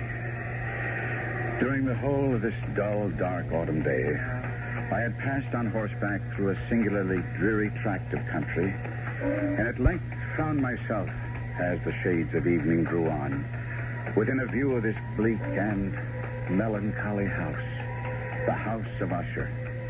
I felt at once an iciness, a sickening of my heart, and wondered what it was that so unnerved me. I was soon to find out.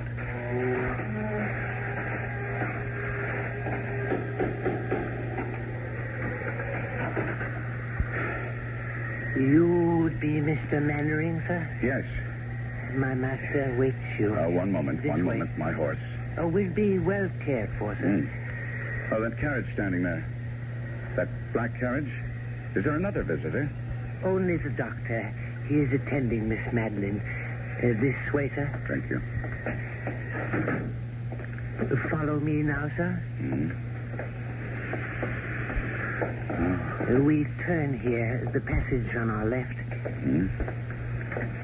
Now, this to the right. I had no idea the House of Usher was so vast. Oh, yes, vast. Above and below. Below? There are chambers underground, vaults, dungeons that even I have never seen, and I have lived here as servant to Mr. Usher more than 30 years. Here we are, sir. Come. Mr. Gabriel Mannering, sir. Oh, Gabriel. My dear good friend, you've come at last. Roderick, I came immediately on receipt of your letter. It gave me cause for concern, deep concern, after all, Roderick. Not having seen each other in years, nor corresponded even, to receive a letter from you was in itself a surprise, but the contents, Roderick, the contents were a shock. How ill are you? Ill? I'm not ill. Not ill? But in your letter... I am not ill.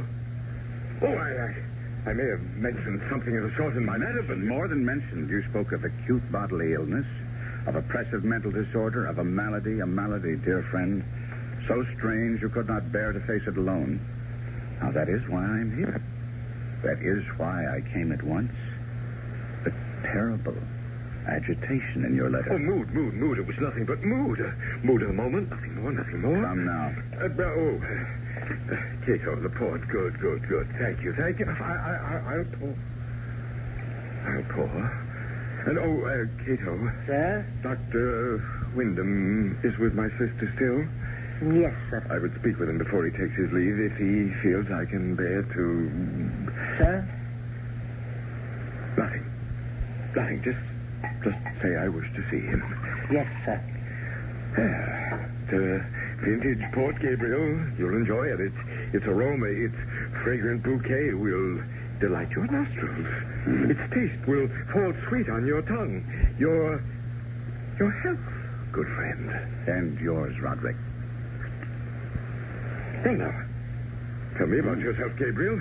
How has life gone with you all these years? Oh, as all lives go, I suppose.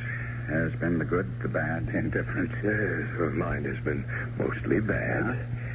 I've prospered. My importing business in Baton Rouge. Ruination, that's been my lot, my fate. The fate of the House of Usher. Well, if you are financially in need... No. I speak of another kind of ruination. Decadence. I speak of the evil that molders within my body, my mind, my house. House? Oh, no house this. A tomb that houses the living dead. You are ill. Yes, I lied. I am ill with... What? With what? With fear. Fear? Of what? I know not. Well, what do we all fear, each of us? What living thing has not known fear? It lives within us, this fear. It rots within us, as I rot within this house. But mark you, good friend, whereas with others fear rides like a restless maggot only now and again, with me, it's ever present, a colorless slime growing within me, spreading, engulfing, drowning me. Roderick. No. I'm all right now. I'm all right. You must go.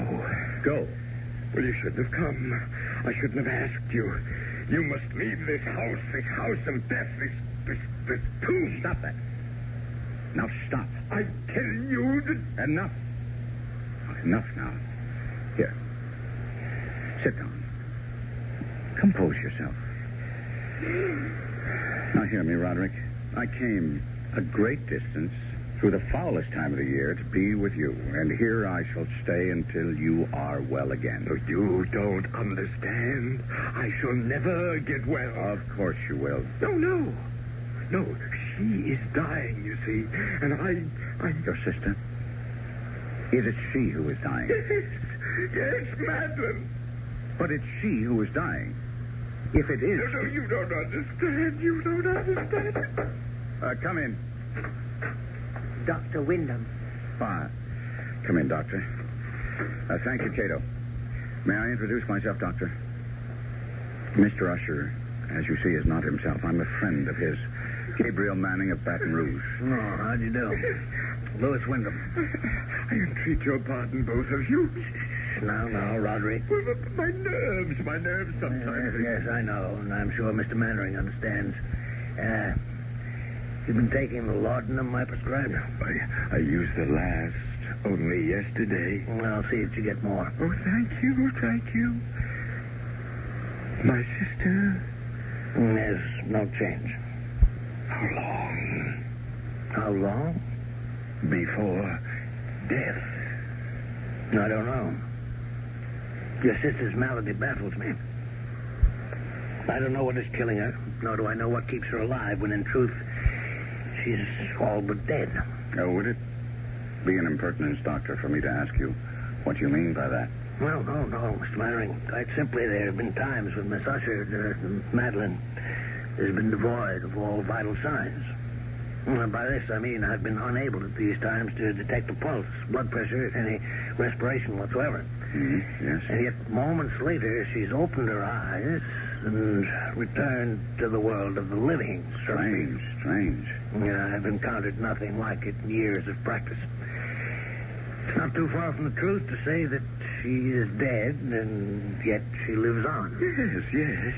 Like the house itself. Now, Roderick, you mustn't harp I tell you, we are like this house. My sister and I, we are this house. The house is us. The house is dead, and yet it stands. Your aberration about this house... It is no aberration. It's the truth. The house of Usher crumbles, yet it will not fall. Madeline is dead, yet she will not die. And as for me... Oh, heaven, the horror that awaits me. I'll send the laudanum as soon as possible, Mr. Mannering.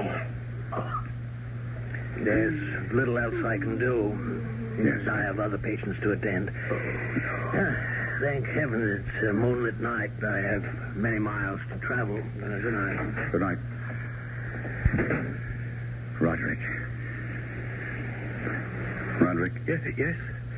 Roderick, I want to help you in every way I can. That's why I'm here. But now, you must do your part to help yourself. What do you mean? Well, I could be wrong, but it seems to me you let yourself go to pieces all too easily. This talk, this wild talk of your sister Madeline being dead and yet alive. Well, now, that's nonsense, you know. No. Yes, well, I'll agree with you with one thing, and one thing only. In a way, you have become this damnable house. No healthy, sane man could live here for long without beginning to lose his sanity, without serious damage to his nervous system. I've never seen such gloom. Inside as well as out. This very room reeks of dejection, despondency, undusted cobweb furnishings, black drapes covering the window. Here, let me throw them back and at least get some moonlight, if not sunlight, into this place. There. That's... Roderick. What is it? There's a graveyard. I can see it in the moonlight. The family graveyard, yes. Who would be walking in it at night? What do you say? Well, where do you see it? There. Amidst the headstones. Oh. It's Madeline. What is she doing out there? Well, we'd better go and find out. Good Lord. In the doorway. What is it? Madeline. Am I that horrifying to look upon? Dear brother.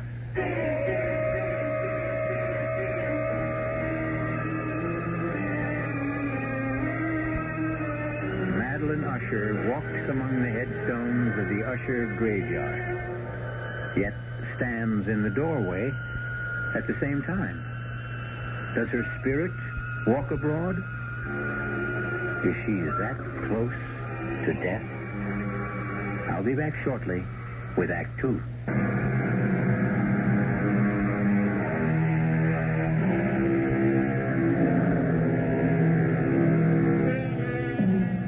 Again, I must ask if you wish to go on, and warn that if you do, you will experience a kind of horror for which I can find no words. Even Gabriel Mannering, writing in his diary, found it difficult to express his feelings in that moment of first meeting with Madeline Usher. I seek and cannot find words to recreate the terror of that moment. Not a woman, but a corpse stood before us in the doorway of that awful room. The very woman, or corpse, if you will, that but an instant before Roderick Usher and I had glimpsed in the moonlight graveyard beyond the window. If she is alive, I thought, she should be dead. Fatuously, I said, "You are Madeline Usher?" Yes, How do you do? I'm Gabriel Mannering. I know. You winced as you took my hand. What? You felt it. Coldness. No. Yes. You need not dissemble with me. Even now, you find it hard not to stare at the dark patches on my face, the putrescence that lives. Yes, thrives in my dying flesh. Madeline, my dearest sister, you should be lying down, resting. You mustn't waste your energy. I wanted to meet your friend.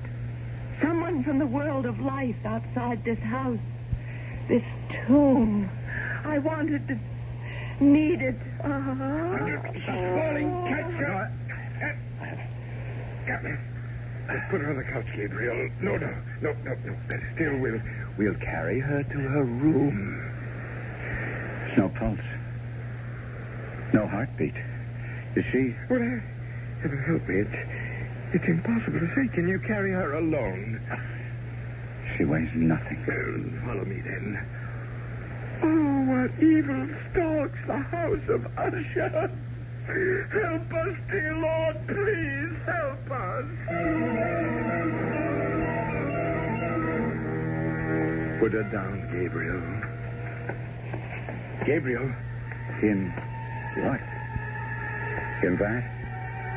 It's her bed. A coffin. But nevertheless, it is her bed. It's where she rests and sleeps. And haven't you noticed? What she's wearing isn't a nightdress. A shroud. Yes. She's been ready for her burial for nearly a year now. Oh, look. See? Her eyes are fluttering. I'd have taken my oath she was dead. Not yet. Not yet. Gabriel, my friend, come. Well, you don't leave her like this, alone. No company to cheer her when she wakes. She may not waken again for days. She may not waken again. Come? No. I don't wake. There's something about her. Something in her face it reminds me. Of course, it's you. Oh, you see, then? The family resemblance. Obvious. In spite of what the intimacy of death has done to the face, the resemblance is still there. It's more than a resemblance, Gabriel. What do you mean? Well, we are twins.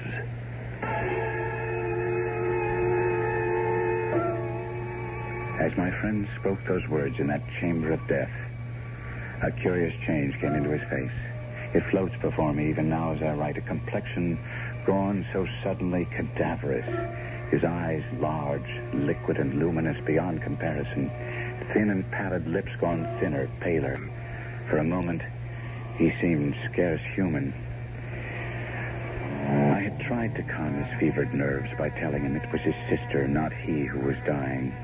And he had cried out, You don't understand. You don't understand. And now, in an instant, I did understand, or at least the shadow of what he meant touched me, and I was filled with a dread, a loathing of what was to come that I cannot fully express. Had I known the full truth of what lay before us, my loathing would have increased 100-fold, and I should have fled the house of Usher then and there, certainly. I should not have found myself at breakfast with Usher the following morning. Another helping, Mr. Mannering? No more, Cato. Then I can give you the message. A message from whom? Miss Madeline. She wishes to see you at your convenience. Well, then I'll go to her, of course. Now, why do you look at me like that? And now, why do you turn away? Cato, face me. Look at me. What is it? Cato, is it the odor? Yes, sir. You'd best not go, Gabriel, or if you do, another time. I don't understand. The odor, the stench of putrefaction. It's stronger at times than at others. And you mean that she... Take me to Miss Madeline at once, Cato. No. It will sicken you, nauseate you, even infect. Well, it can kill me and be damned to it, but I'll not disregard a last wish of a dying woman. Unlike you, Roderick, I do not fear death.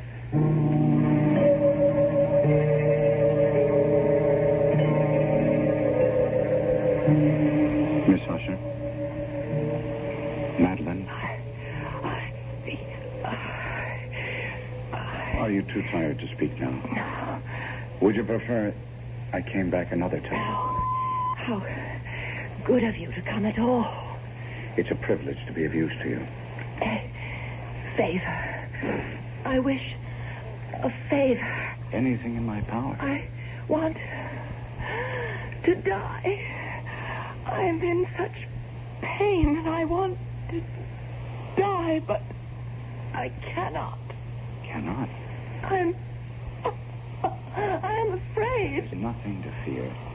Death is only sleep, a dreamless sleep. Don't fear death. I don't fear. I fear. You fear what? Burial alive. Why would you have such a fear? What makes you think you might be buried alive? My mother. She? Oh, promise me. Spare yourself. Spare yourself. You need say no more. I promise. I promise you that you will not be buried alive. Rest. Rest now. Rest.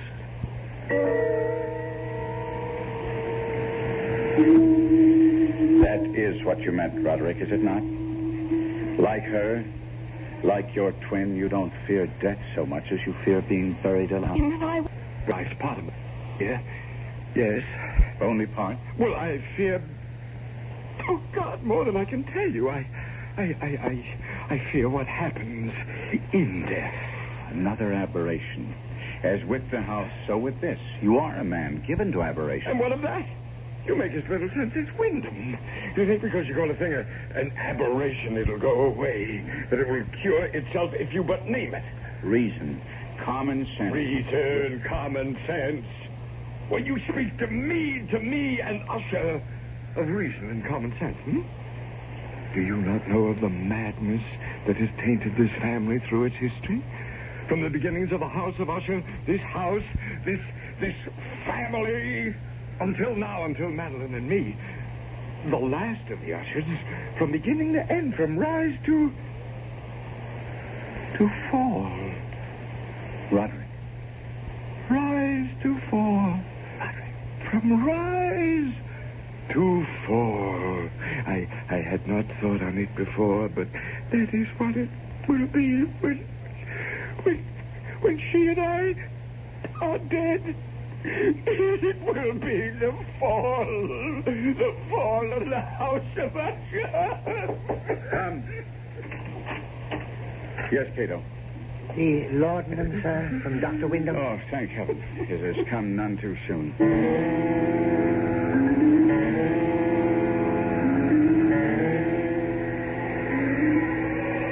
Mr. Mannering, sir. What? Oh, yes. Yes, Cato. You've been sitting here in the graveyard for nearly 2 hours. That long? Yes, sir. Tell me, Cato, how long have you been servant to Mr. Usher?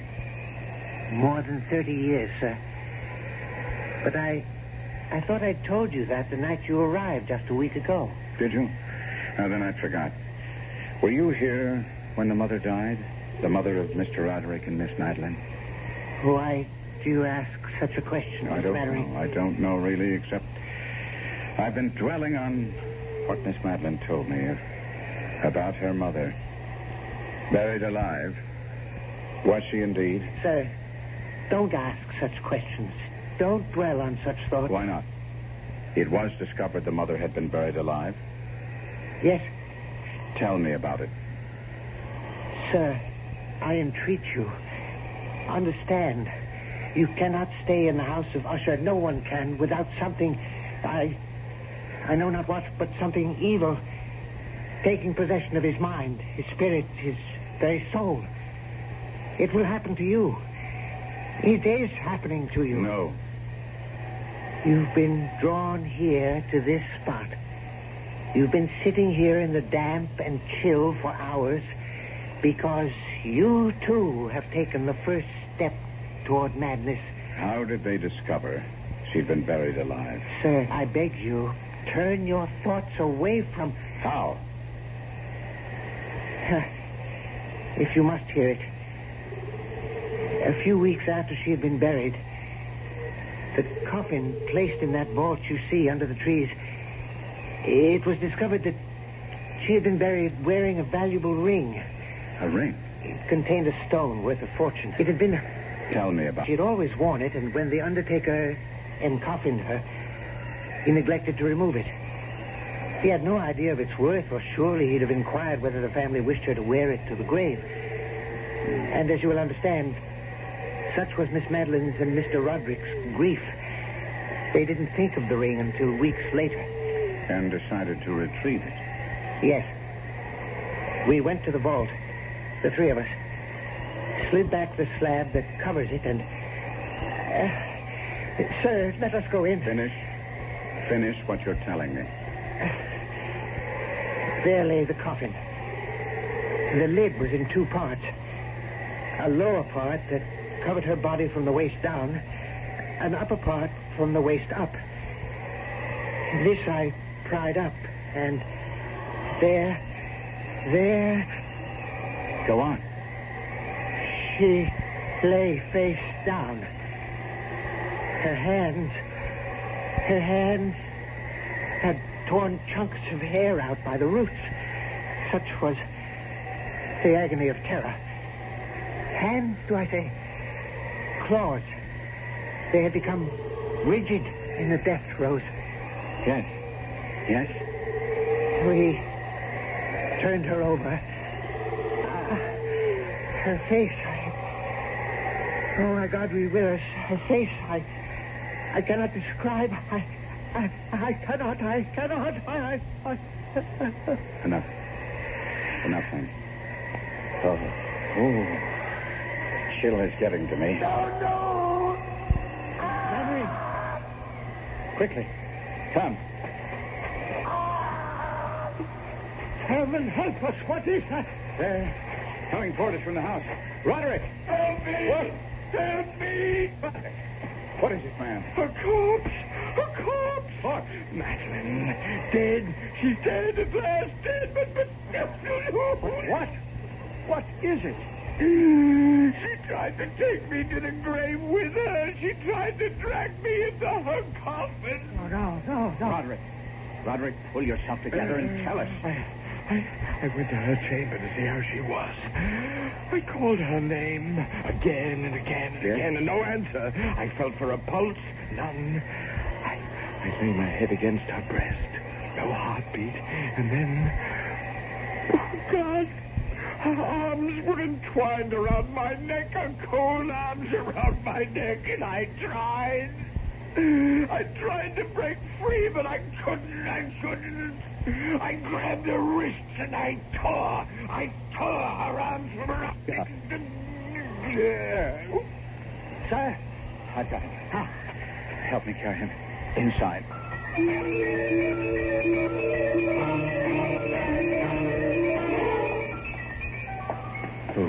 Oh, no. Now be calm, Cato. When Mr. Usher tore himself free, he must have dragged her half out of the coffin. Come. We must put her back in. Cato. I dare not touch her. Very well.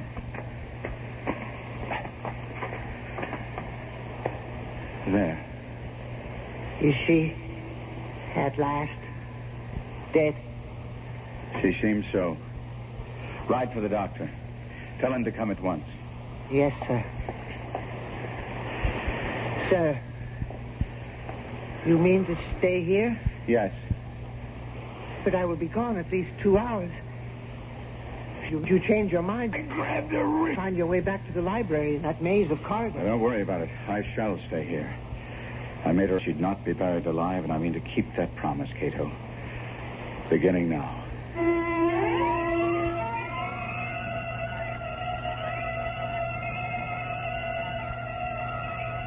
Alone in that chamber of death, within the house of Usher, Gabriel Mannering seats himself beside the coffin of Madeline Usher to keep his vigil and his promise, and wonders if he himself may not be going mad. I'll be back shortly with Act 3.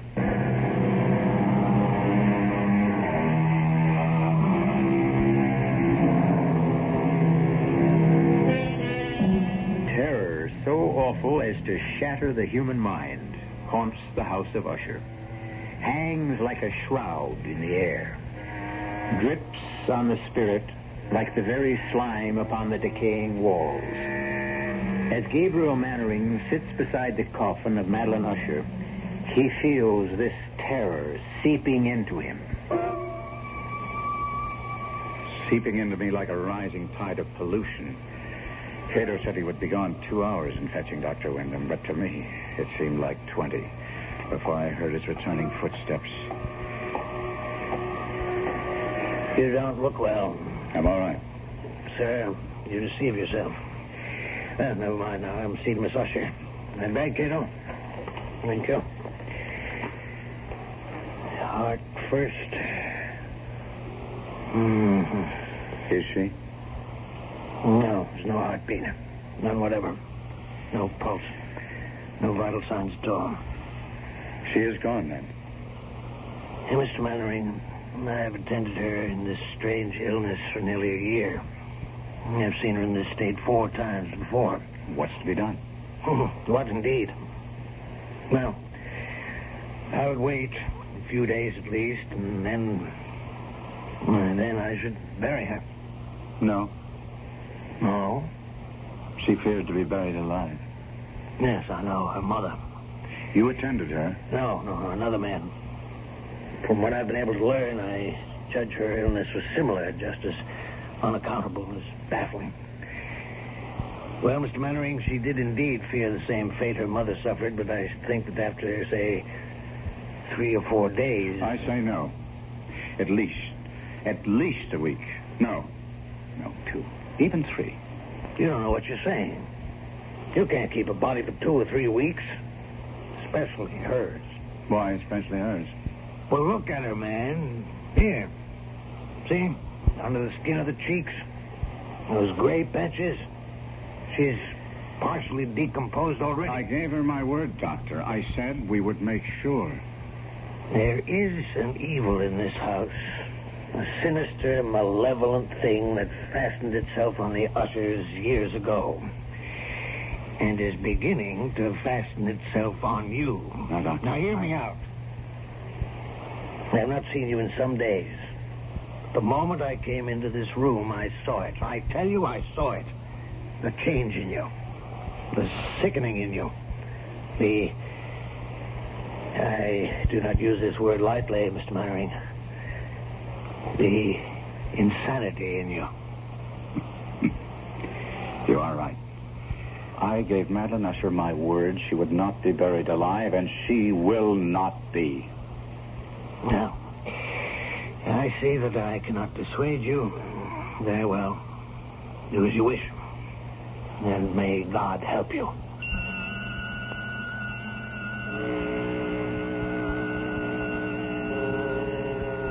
I stayed by her coffin for yet another hour or so, making sure there were no signs of life. Then I returned to the library, led there, of course, by Cato, for I could never have found my own way through that maze of corridors and passages. I found Roderick Usher seated bolt upright in a wing chair, staring at I know not what. Roderick, I must talk to you. Do you hear me? Yes. Now, Roderick, as I told you, I promised your sister to take every precaution against her being buried alive. She is dead. I know it in my heart, my soul. I know it. I believe so, too. But we must be certain.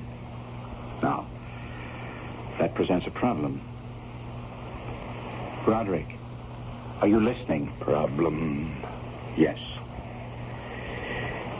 Decomposition. If she is dead, she will decompose. And after a period of days, well, you could imagine. Days? Days of what? Of visiting her coffin at least every 12 hours, say, to make sure she's dead. Are you mad? We must keep her body. 1 week, 2. And the question is, where? Where? We'll have to leave the coffin open in case she should regain her senses. On the other hand, if she is indeed dead, Well, there are vaults deep down beneath the house, we could put the coffin in one of those. Good. We'll do that then. Yes. We'll do just that.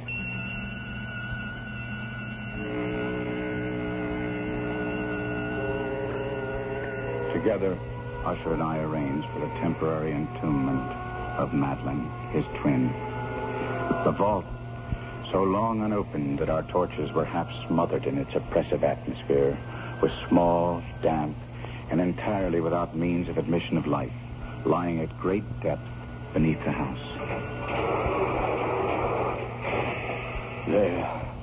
There, Gabriel. It is done. We must come here again. In no more than 12 hours. As you say.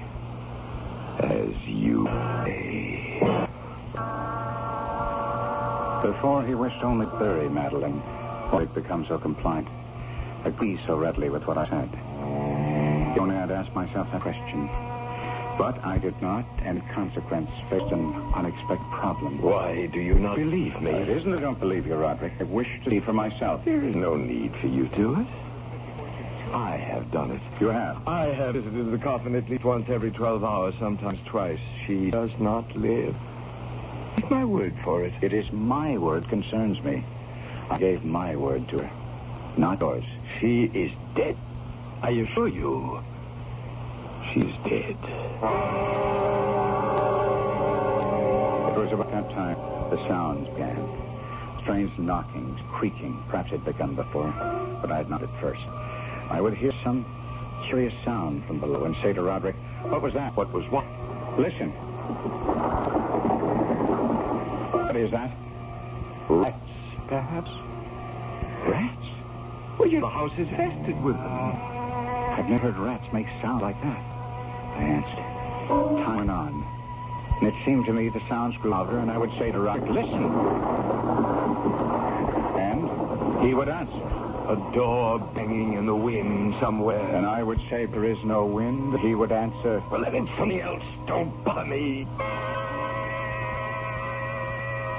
And on that fatal night, as we sat in the library, he was sitting, staring vacantly at nothing, trying to read, but my mind was on that awful chamber of death far below him, outside the wind gathering for a storm. It happened. I became aware of distinct, hollow, metallic, yet muffled reverberation. Complete unnerved, I leaped to my feet and looked at Usher. His eyes were fixed before him, and throughout his whole countenance there reigned a stony rigidity. I said, "Roderick, do you not hear it?" Yes, I hear it and have heard it, as you have. Long, many minutes, many hours, many days have I heard. Yet I dared not speak. No, touch me not. I am accursed. For I heard the sounds as did you, but I dared not speak and dared not go. Not go? My God, are you telling me? That not once have I gone down to see. I dare not. We put her living in the tomb. She comes. For me. Listen. Now listen and know. We've heard the rending of the coffin, the grating and iron hinges of a prison, struggles within the covered archway of the vault. And now, she comes for me. The moment she'll be here. I hear her footsteps on the stair. I hear the horrible beating of her heart. She comes for me, she comes. I tell you, she stands outside the door.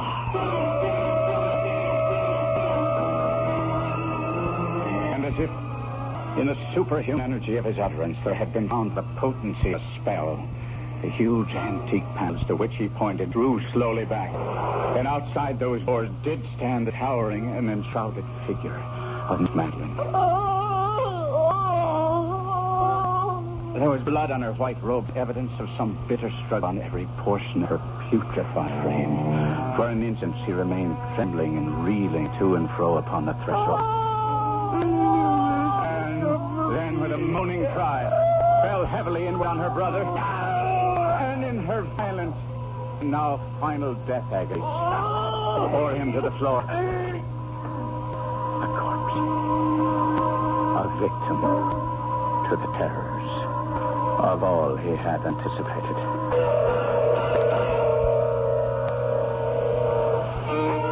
This is E.G. Marshall. I shall return shortly.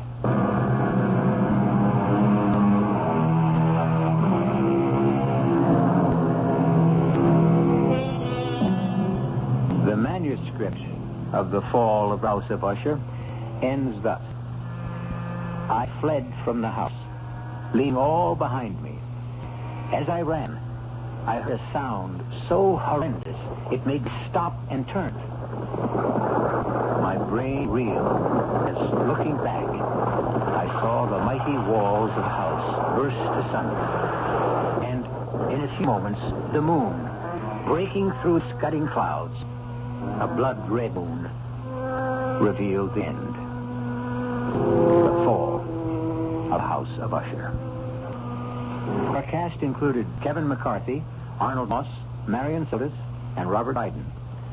The entire production was under the direction of Hyman Brown.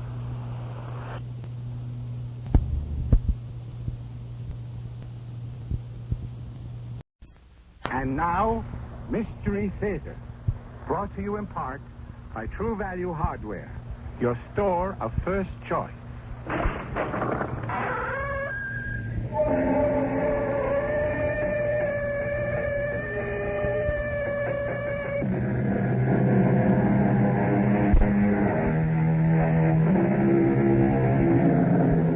Come in.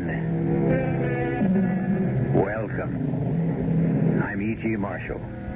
Welcome to the sound of suspense. Welcome to the fear you can hear. Welcome to the world of terrifying imagination. The subject of the story you're about to hear is murder. But the subject is also time. We've all heard of killing time. But have you heard about using time to kill?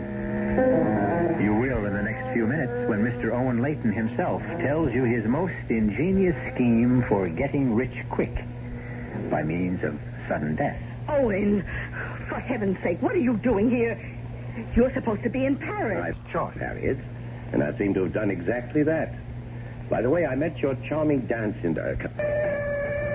Although I'm quite sure he didn't see me. But I don't understand. How could you possibly have returned home so soon? I was in a terrible hurry to see you, darling. I simply couldn't wait to see you. And do this.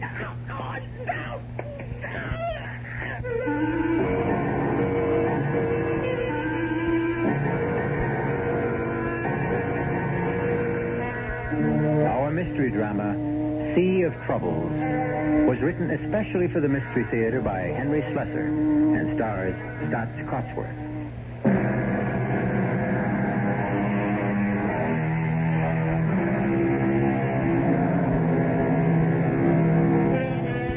Our spine tingler begins across the sea, in the delightful city of Paris.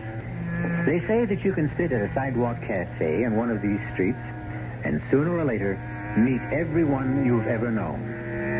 Well, now we're going to introduce you to someone who you don't know, but whose acquaintance you'll enjoy making. His name is Owen Layton, and he prefers to tell you his unusual story in his own words. I arrived in Paris at 10 o'clock that morning, but I didn't leave my hotel room until well after 4. I knew my brother Gerald's habits only too well.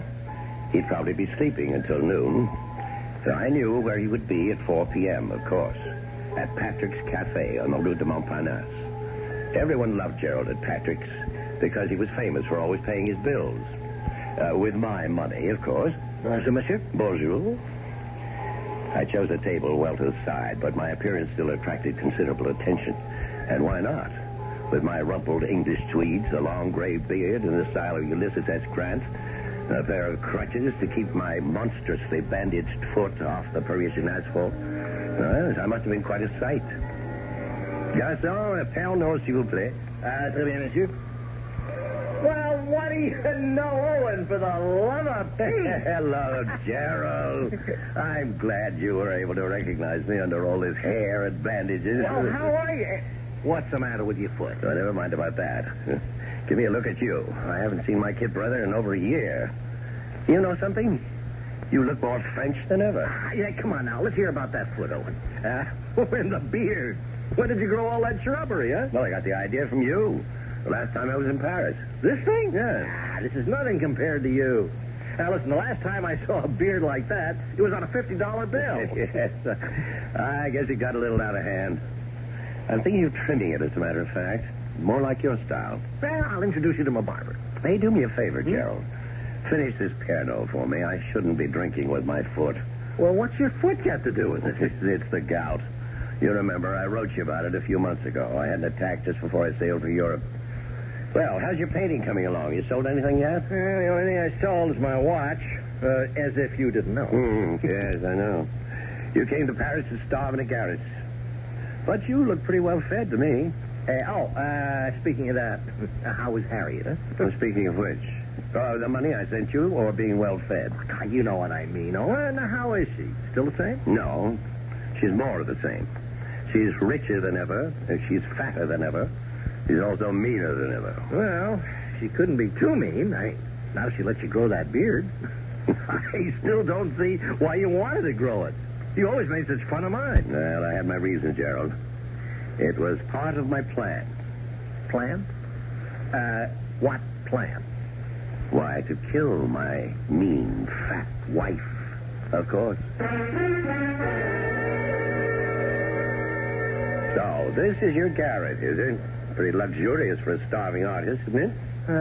Not bad. Yeah, and all those canvases. Some even have paint on them.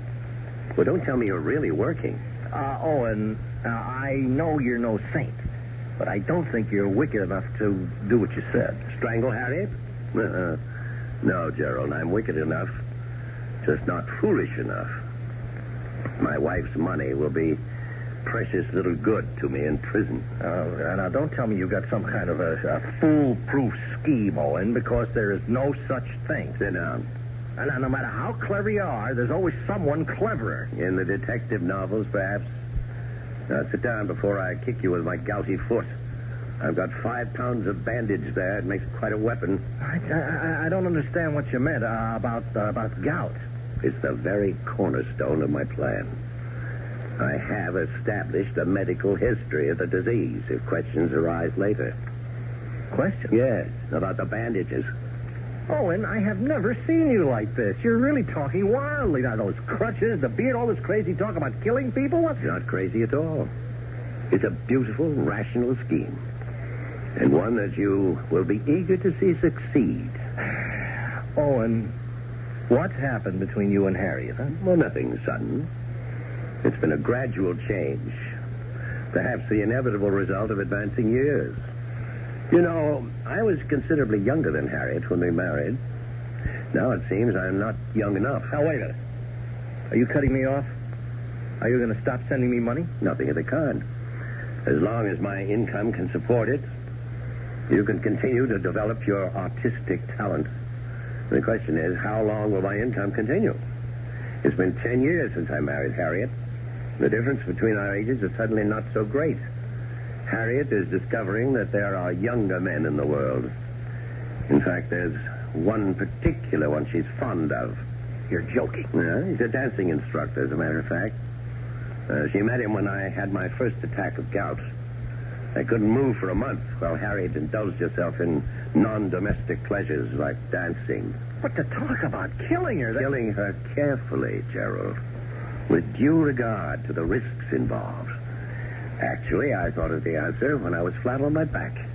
I had plenty of time to think then. About what? A unique phenomenon of the modern age.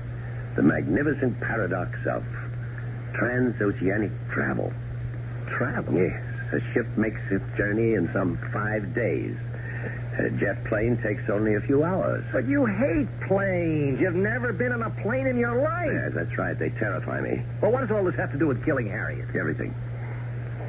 For you and I, brother, are going to put that transatlantic paradox to use.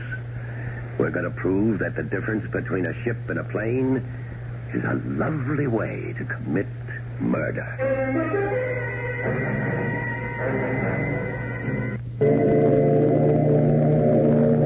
It was almost 2 weeks later that Gerald and I stood on the dock at Le Havre and looked at the trim lines of the SS Empress. She wasn't exactly the largest vessel lying at anchor, but on that particular Saturday, she was certainly the busiest. That was fine with me. The more excitement on the pier, the less noticeable Gerald and I were as we made our way toward A deck. Our progress was slow, since I never really managed to use those crutches.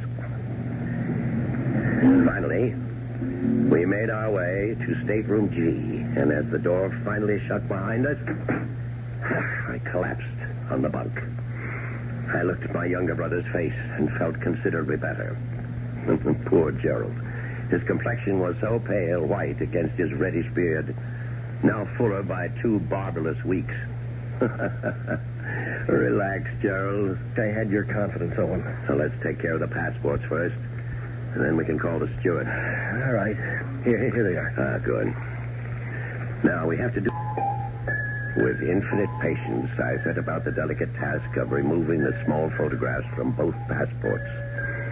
I was as precise as a jeweler. Then I squeezed glue from a tiny tube and replaced them. One bearded face substituted for the other one. Yes, my brother and I look quite a bit alike, despite the 6-year difference in our age. Owen, are you sure nobody will notice? Now, you're not supposed to tamper with these passports. Yes, that's true.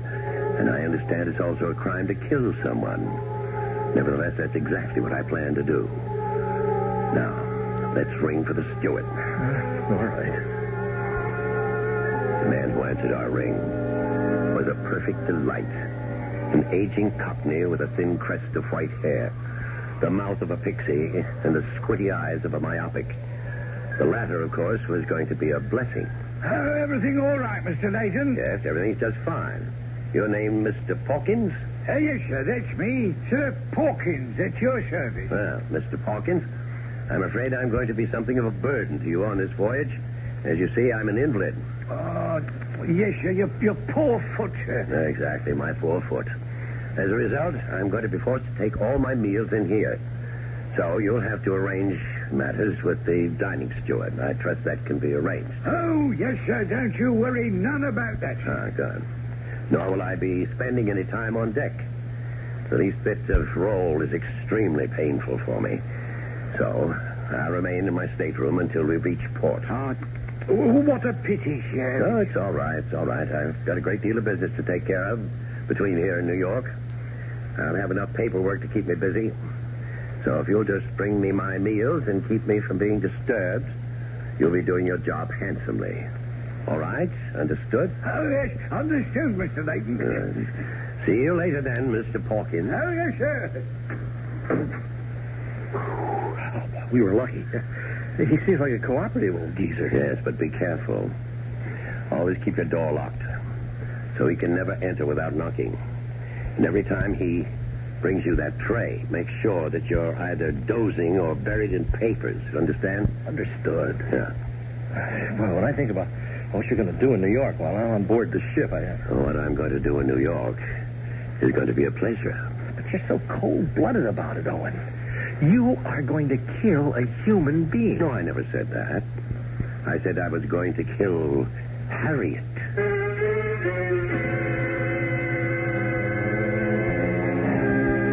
Poor Harriet. There she is in her lavish New York townhouse, thinking about nothing but her dancing lessons, while aboard the SS Empress, 2 men are plotting her demise. Of course, we're not yet certain how Owen Layton plans to get away with murder. Even if he does fly to New York and his brother sails in his place, we'll simply have to wait until I continue shortly with Act 2.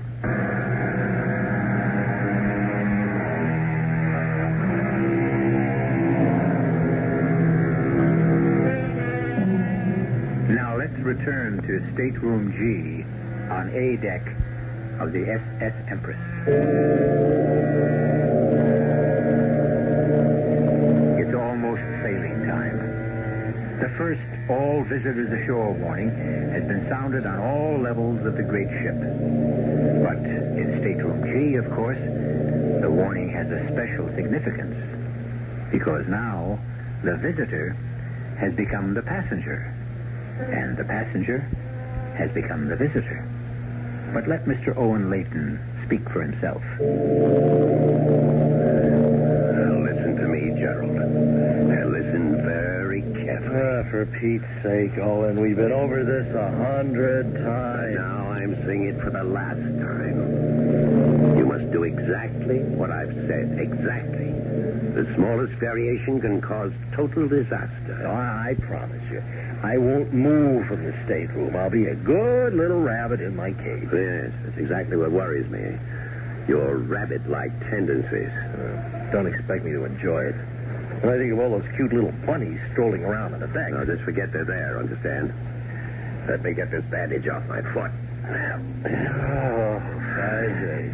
And don't forget the 6th night. You'll manage, all right? Won't be any fun, Owen. Yes. Neither would it be any fun to fill gas tanks in Hoboken. Not as much fun as living on the left bank with those Parisian beauties of yours. All right, I know. And don't forget who's really doing the hard work, Junior. Including that plane trip tonight. Oh, for me, that's the worst part of it all. Listen, how high do those bloody things fly? Oh, 30,000 feet, I think. Oh, it's preposterous. There, the bandage is off now. Now, let's get them on you. By the time the next all ashore sounded, the transformation had been made. The bandages were on my brother's foot, and the crutches were lying snugly beside his bunk. And I was all set to leave. With Gerald's gray tweed coat belted around me, with Gerald's hat on my head, I strolled to the visitor's gangplank and left the SS Empress to its business.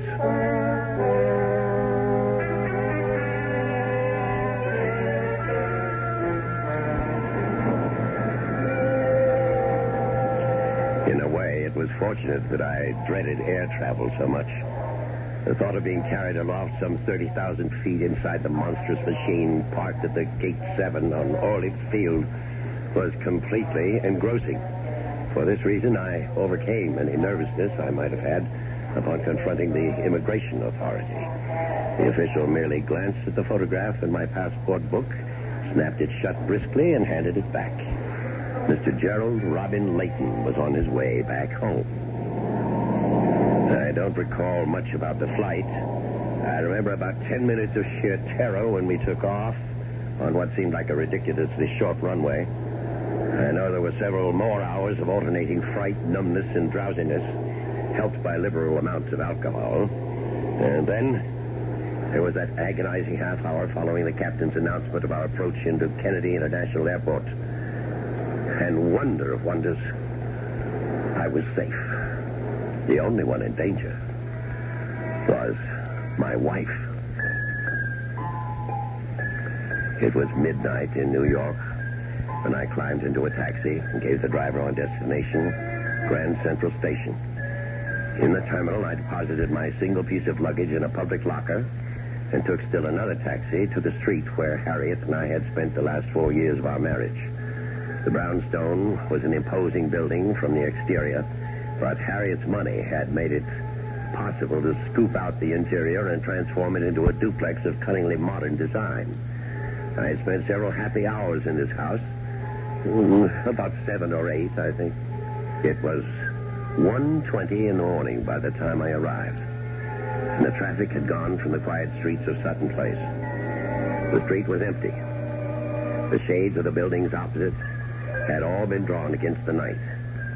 I felt certain that no one saw me quietly insert the key into the lock of the front door. I went quietly upstairs to the bedroom. It was empty. But that was no surprise. It was Saturday night. Presumably, I was in Paris. Therefore, Harriet was on the town, probably in the company of her dance instructor friend. In a way, I was glad that she was running true to form. It helped me feel justified in taking the drastic course that I was about to take. About 20 minutes later, I heard the front door opening again. Oh, my feet. My feet. You danced my little tootsies off tonight. You let us stare you. Well, that's what you're paying me for, Mrs. Layton. Oh, that's what you think, lover. Well, speaking of Oh, stop it now, Douglas. Now, stop it, brute. You mean I don't even get a kiss goodnight? Oh, tomorrow night, maybe. Right now, I just want to go to sleep. I thought you looked a bit preoccupied tonight. Is anything wrong? No. Unless you count a cable from my husband. Well, he's still in Paris, isn't he? He sailed on the Empress. He'll be here in another 5 days. Well, that's too bad. Isn't it? He can stay tomorrow, all right? I'll count the hours. Good night, my princess. Good night. And then Harriet started up the stairs. I picked up the pretty blue vase that adorned her dressing table and placed it behind my back.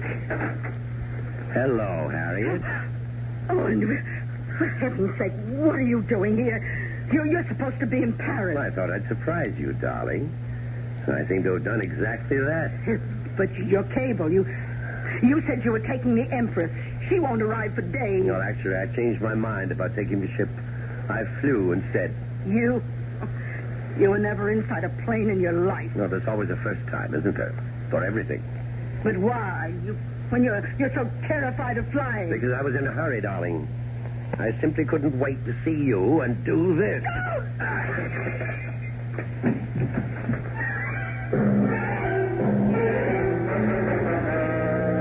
It was a shame about the vase. It cost a small fortune. The really distasteful part came now. As you may have gathered, I'm a man of fastidious taste. But when you have 5 days to lose, you can't afford the niceties. I knew it would be easier to lose myself in a region of the city where the lower depths are at their lowest. Started my British suit, my Italian loafers, and my continental manners. In an old pair of slacks and heavy wool shirt, I made my way to the Bowery. My first act was to join a shambling, silent line of vagrants outside the clothing relief agency. And I emerged with a costume superior to anything I could have invented. A moth-eaten sweater, a double-breasted jacket with a shredded lining, and 1,000 unironable creases. And then I bought a bottle of Sauterne for 98 cents and rented a bed in a hotel called Miller's for 75 cents a night. And then, the next day, in a steam-filled diner where the coffee tasted like antiseptic, I picked up a mud-stained newspaper from the dirty tile floor. There on the second page was an item which gave me an appetite even in that place. It said, "Woman found murdered in East Side brownstone." But the smaller headline beneath it was even more delicious. It read, "Dancing teacher held as suspect." It wasn't something I planned or expected, but, well, why not? Why not? Say, I think I'll have some more of that coffee.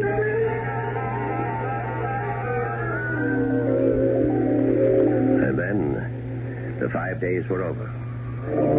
It wasn't very far from the Miller Hotel to the docks. The first glimpse I had of the Empress' beautiful bow on the horizon thrilled me in a way I had never known before. But I couldn't stand about and admire it. I had things to do. I made my way as unobtrusively as possible back to Grand Central Terminal. I removed my luggage from the locker, and then in the washroom I shaved and changed into clean clothes. Then I went down to Pier 16 to greet the arriving Empress. I knew that Gerald would be among the last of the passengers to appear. But then there he was, wearing my green plaid topcoat with a collar pulled around his throat, wearing my Homburg hanging low over his eyes. He was using my crutches, too, and not very well. But with his foot so heavily bandaged, he still made a convincing cripple. Owen, over here. You know, for a minute, I didn't think you'd make it. Well, how was it? How did everything go? Fine. Look, when can I get rid of these crutches? They are killing me. Never mind the crutches. What about the steward, Mr. Pawkins? Did you see him before you left the ship? No, I managed to avoid him. I didn't even tip him either, just as you said. Good. Now get into that car. This isn't your car, is it? It's a rental car. So get inside so we can switch clothes. A rental car? Well, weren't you taking the chance? I rented it in your name, Junior. Don't worry about it. You really thought of everything. Owen, I have to give you credit. Well, just give me my clothes and that bandage. And fast. And so we made the switch, as before. By the time I stepped out of the rented automobile, I was dressed in the Homburg and the green plaid coat. And the bandages were back where they had originated. In fact, the crutches seemed like old friends as I hobbled back to the entrance of Pier 16. I spotted the ship's petty officer emerging from the passenger exit. Pardon me, sir. Yes, sir. What can I do for you? Well, it's rather embarrassing. You see, there's a steward that I meant to take care of before I left my stateroom. He was very kind to me. What's his name? Pawkins. He's an old fellow. Very nice. I hated to miss him when I left, but somehow I did in all the excitement.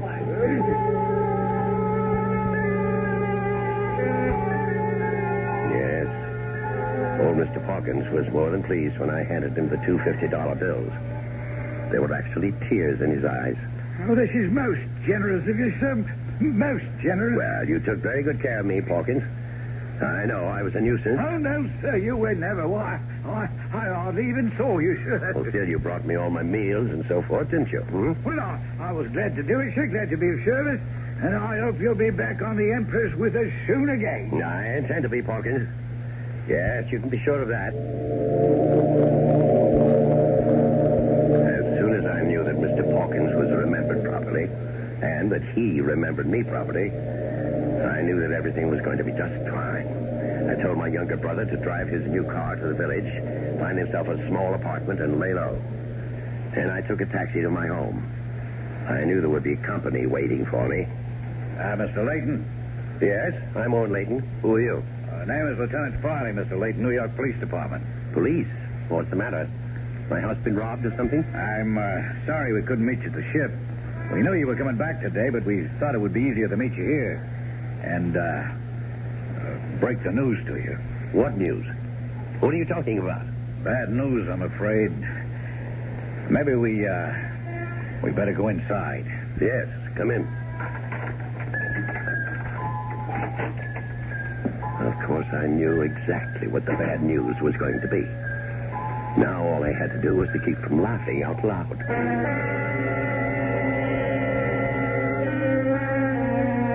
We seem to have been witness to the perfect murder. Owen Layton can't be blamed for the murder of his wife, and for the most natural reason in the world. Owen Layton wasn't in New York when his wife was murdered. Owen was on the high seas. Just ask Mr. Pawkins or anyone else aboard the SS Empress. But before we congratulate Mr. Layton on his cleverness,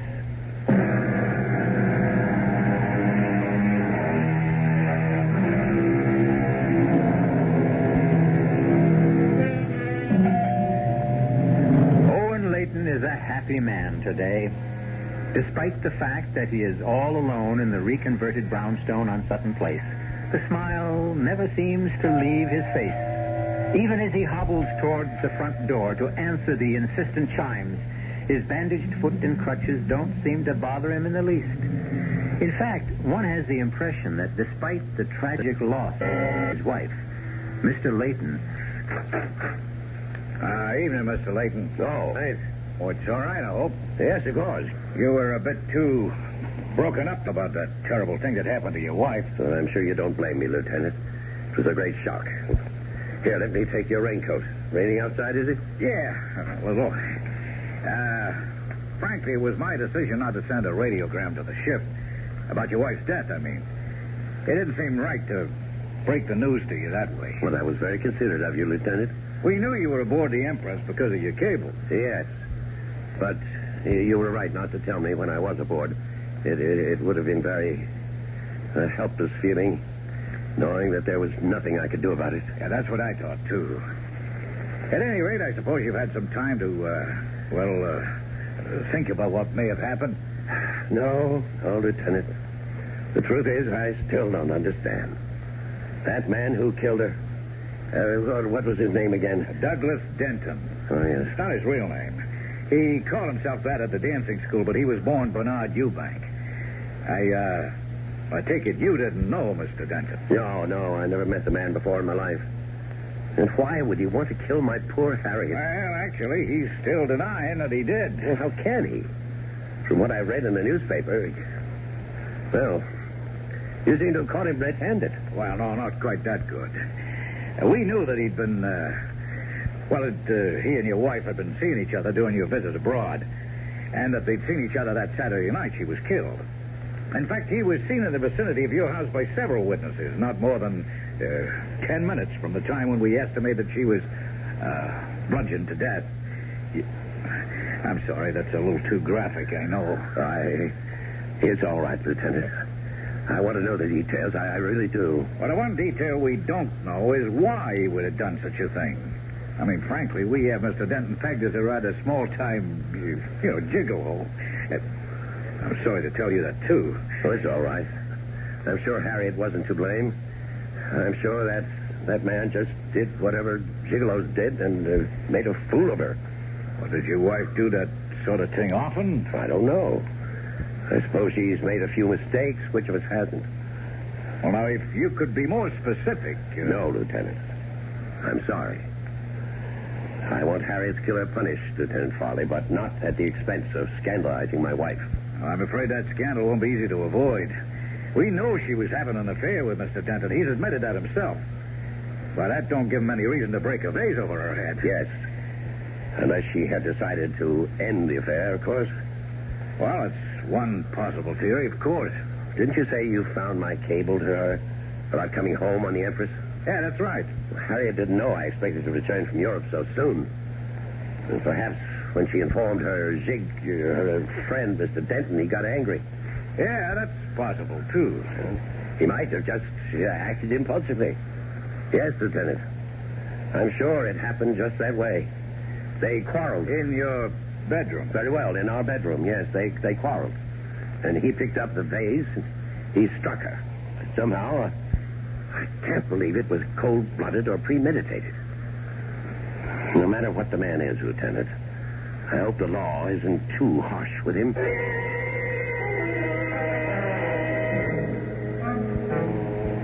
I'll tell you what wasn't easy. It was the waiting. I had to wait for the outcome of two legal actions, the verdicts of both the criminal and the probate courts. But I had every confidence that human and fiscal justice would be done. And then, one night, a little more than 2 weeks after my return... Hello? Owen, it's Sheila. I beg your pardon? It's Sheila. God, I feel terrible not calling you before this, but I just found out what happened. I read the whole thing in the paper, back issue. Oh, and you poor thing, you must be in a state. Are you sure you're calling the right number? Of course I am. At least that's the number in the telephone book. 815-5555. Well, you certainly have the right number, miss, but I believe you have the wrong party. Oh, come on. Stop it. You're the only Owen Layton in the directory. Well, that doesn't mean very much. Hey, what is this? What are you trying to do? Well, I'm simply trying to find out who you are and why you think you know me. Wait a minute. Is there someone there with you? Is that what all the double talk's about? No, I'm alone. Well, then why the big act? Well, now listen, Owen. I told you not to try any of that shipboard romance stuff on me. I won't stand for it. Did you say shipboard romance? You heard me. I warned you that I wasn't interested in the friendly little kiss at the gangplank kind of stuff. Listen, you're not talking about the ship you mean isn't the Empress. Of course it's the Empress. Gerald, you idiot. Huh? Oh, what did you say? I said, forgive me, I'm just so mixed up about things right now. Well, you can't be so upset that you'd forget about me. Besides, from the way you talked about your wife, she didn't mean a thing to you. Look, Sheila, I can't talk anymore right now. You're not brushing me off that easily. Oh, and I warn you. No, I'm not trying to brush you off. It's just that I'm having visitors, Sheila. Important people, business. All right, tomorrow then. Early tomorrow. I'm not sure I can make it tomorrow either. I may have to go out of town. There are things to settle regarding my wife's estate. Well, there are things to settle, all right. Between us, lover. Oh, God. dear God, he's ruined everything. Everything.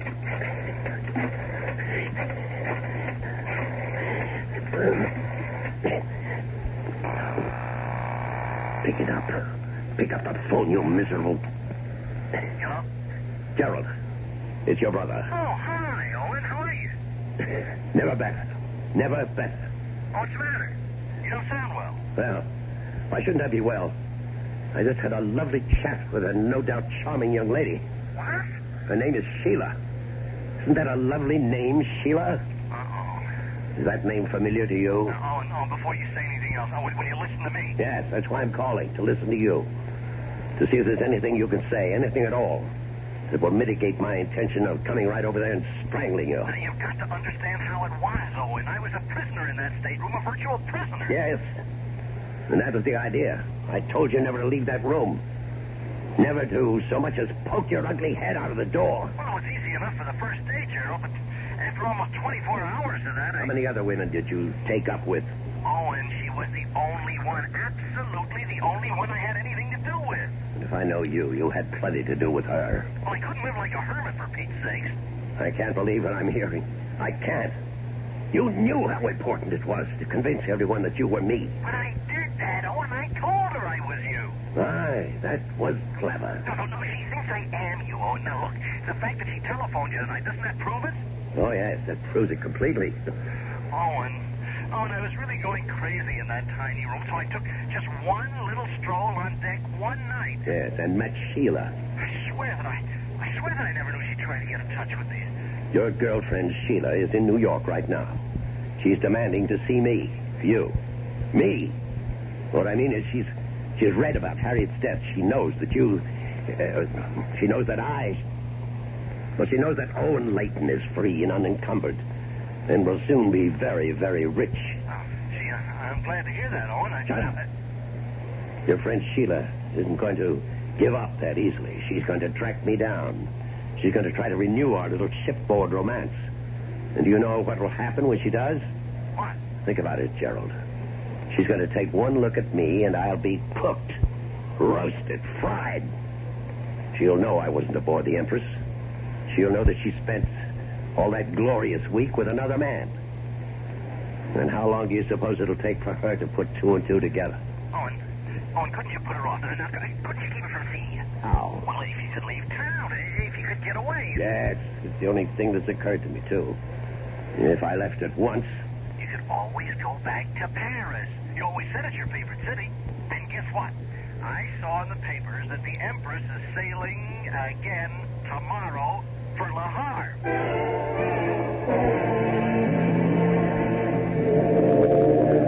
For the first time in my life, I wasn't looking forward to a sea voyage.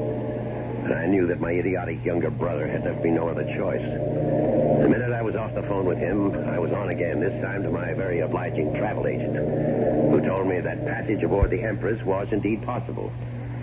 But for the first time in my shipboard travels, I couldn't get a stateroom. Couldn't even do better than B-deck. But it was an indignity I was forced to accept. This time, my cabin steward wasn't an amiable gentleman like Mr. Pawkins, but a gruff, uncommunicative type who made no promises of devoted service. But then I wouldn't require much service. For one thing, I no longer needed my bandages and crutches. As far as the world is concerned, my troublesome gout was healed. Oh, pardon me, sir. Yes? Aren't you the gentleman who sailed with us a couple of weeks ago? That Pawkins chap? Oh, yes, that's right. You were the officer who helped me find the steward. Yes, everything worked out all right there? Yes, everything went fine. Unfortunately, I couldn't get such good accommodations this trip. Well, that's a shame, sir. But then I don't think we'll have as easy a crossing of it this time. Why not? Oh, a bit of rough weather ahead, they say. Oh, fine. That's all I need. But rough weather ahead or not, at 4 that afternoon, the Empress pulled slowly away from the pier, and I admit that I breathed a heavy sigh of relief. That evening, I was taking a nap before dinner when someone knocked on my door. Oh, who is it? It must be an unfriendly neighborhood steward. Yeah? Hello.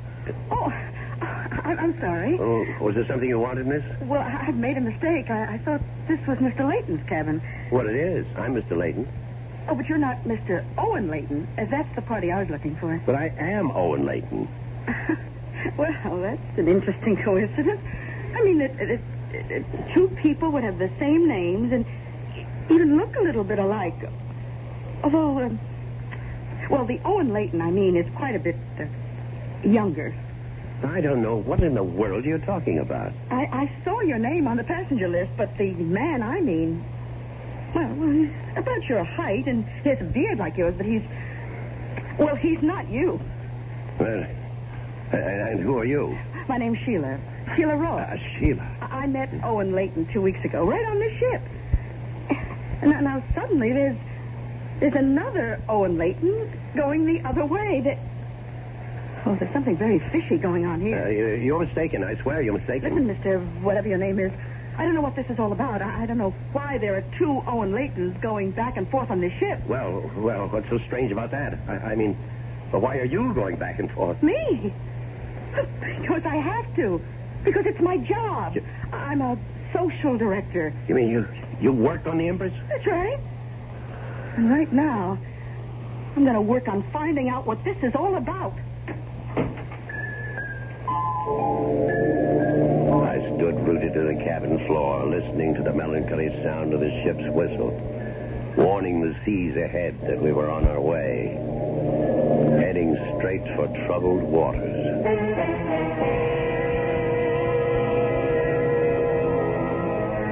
As you have heard, Owen Layton's perfect murder had the customary imperfection. But at least he'll be able to enjoy one last ocean voyage before the authorities send him up the river. Isn't it nice to see justice triumph? Oh, beg your pardon, to hear justice triumph.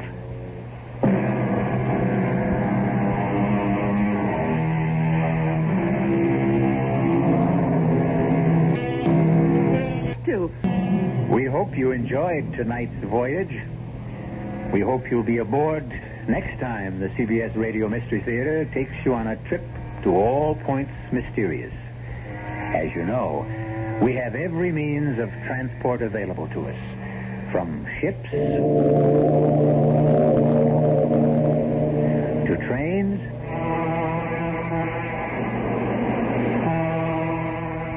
to planes. And isn't it wonderful to realize that we did drop of gas? Our cast, Dan Arco and Ian Martin. Our production was under the direction of Hyman. This is E.G. Marshall inviting you to return to Mystery Theater for adventure in the macabre. Until next time, pleasant dreams.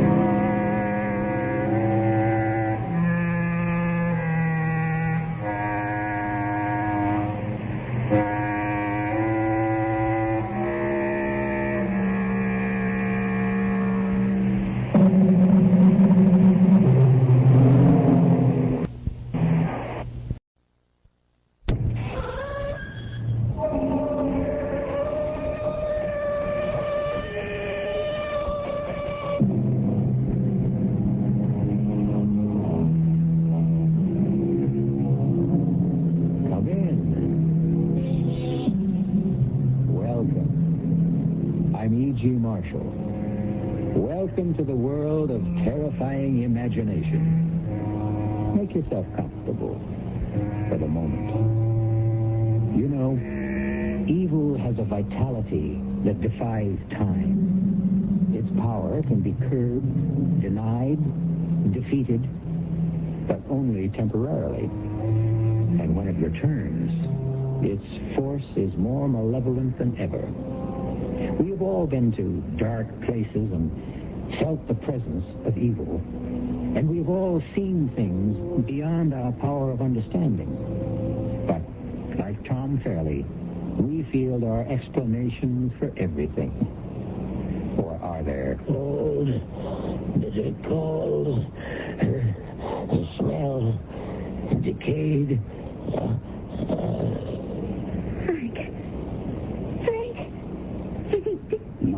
No, he's unconscious. We'll talk to him later. Volga, did your men find anything else? Just the grass. It's curious, Tom. I don't see anything, Klaus. Yes, you do, Tom, but it doesn't mean anything to you. We weren't here when we found Flip. The area is flattened. And there's a same strange discoloration. What's all this got to do with Frank here? I don't know. But I promise you, I'll find out.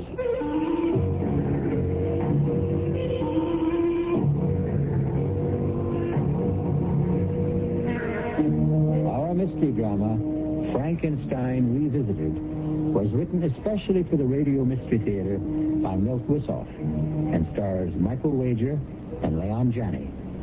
I'll be back shortly with Act One.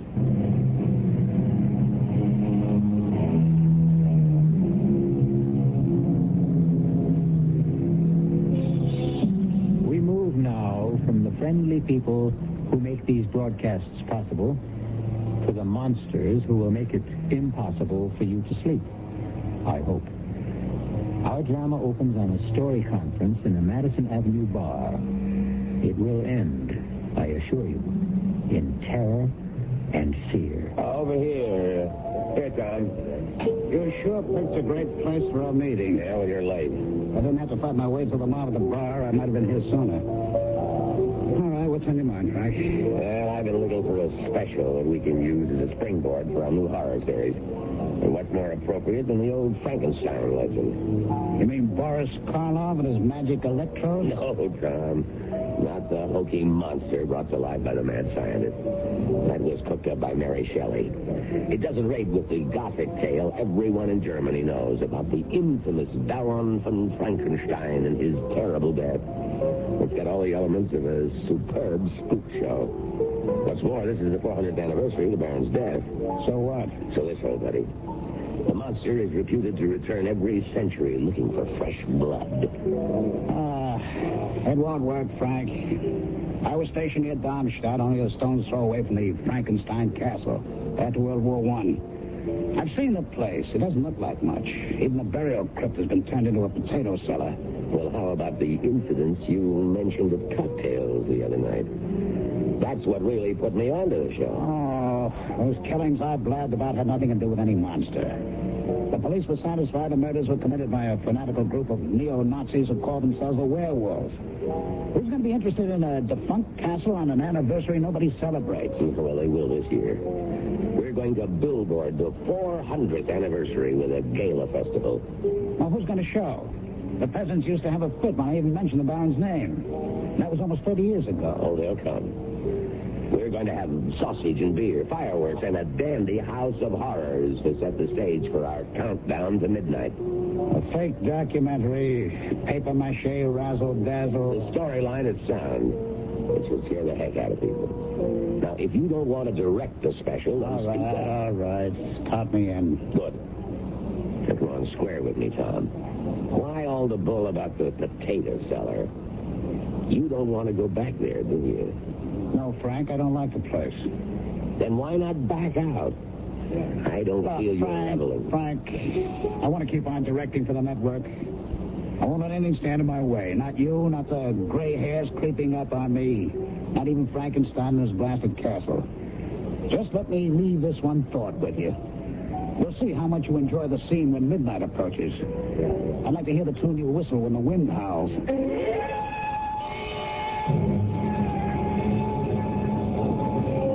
Mr. Larkin. Mr. Larkin here. Oh, so good to see you again. And you too, Mr. Shelley. Oh, Klaus, I'd like you to meet our little company. This is Eileen Garrett, who will play the Baron's ward, Laura. And a charming one, I'm sure. Him, I like. And Flip Johnson, also known in the industry as The Voice. He'll do the descriptive background at the festival and the castle. The interviews with the man on the street. He will also double as Rolf, the suitor for Eileen's hand. That won't take much acting. In that case, you might do. This is Klaus Folger, our local representative, who will be our strong right hand during the production. When do we meet Mr. Helmut? Very soon. You'll find he makes an admirable Baron. That's very strange. I've never heard of him. Oh, he's quite a well-known actor, I assure you. Now I think it's time to leave for the castle. It's not the plaza, but I hope you will find it comfortable. Well, I'm sure we will. Who goes with whom? There's enough room in the limousine for all of you. The baggage will follow in a small wagon. Truck. Yeah, how about you, Klaus? Aren't you coming with us? No, Frank, I will see that the baggage is not consigned to München by mistake. But I will join you later. I wonder what Mr. Helmut, the Baron, is like. I have a feeling. Oh, Eileen, now you sound like gloom and doom fairly. He's probably just another average, run-of-the-mill weirdo.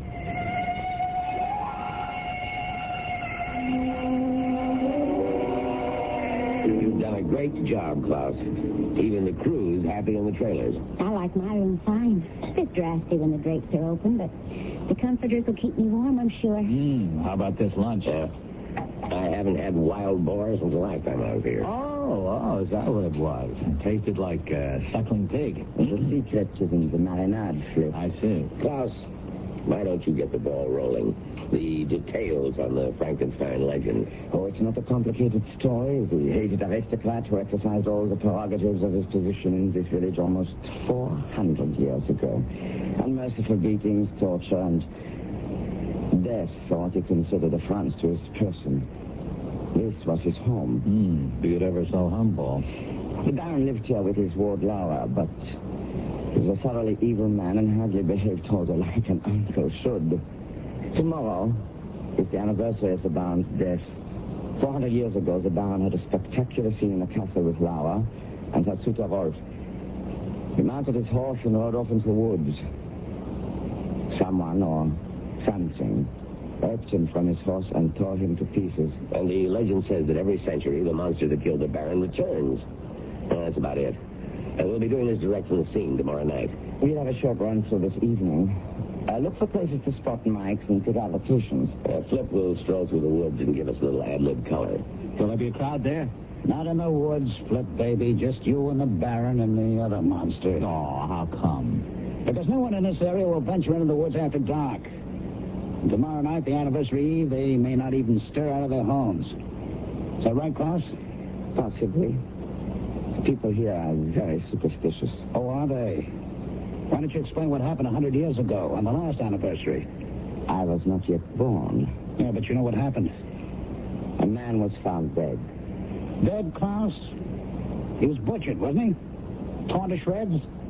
And his head was found at the foot of the hill.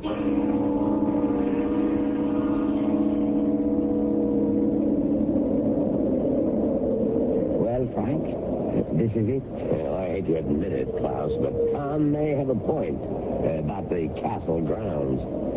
It is kind of tacky. Well, I'm not sure I agree. Physically, it's not much, but the decay, the feeling I get, I'm really frightened. Oh, come on now, Princess. You're letting that creep's tail get under your skin. There's nothing here but battered stone and dirt. Reminds me of my past. I get bad vibes. It reminds me of a trip I took to Central America years ago. The ruined pyramids, the bloody altars where thousands were sacrificed to bloodthirsty gods. It had the same aura of evil. You are most perceptive, Miss Garrett. Evil is everywhere. Who are you? I am Paul Helmut. He will play the Baron in our production. How did you know my name? No mystery about that. You are the only actress in the cast. Of course. Oh, forgive me, Mr. Helmut.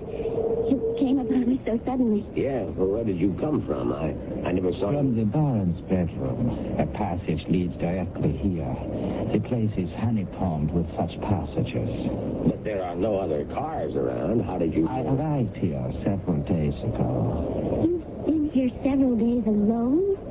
Oh, I don't think I'd enjoy that. I like to get into character, Miss Garrett. Well, now that we're all together, I'd like Flip to walk through the woods and give us his impressions. Oh, swell, off the top of my head. Exactly. Anything you see and feel, don't force it. I want this played low-key, sound natural. It'll help build the finish. He's all hooked up, Frank. He can start at any time. Now, listen, are you going to tape this? Yes, but only so that we have a record of it. Tomorrow is for keeps. Go, Tiger. Get the demons in the woods. Well, I'd play the scene better if Eileen kept me company. No, there's no moon, Flip. And I'd hardly call this a romantic setting. Ah, romance is where you find it, Mama. Is everything set, Klaus? Yes. My assistant is about 100 yards in. Flip should be just about there now. I don't want to interfere, Frank, but just what's going on? It's a surprise for our boy. It should make Flip less Flip. Yeah, we have our men play slightly off the path. We make small noises, sounds, create an atmosphere. Does Flip know? Of course not. That would defeat our purpose. Flip reacts beautifully.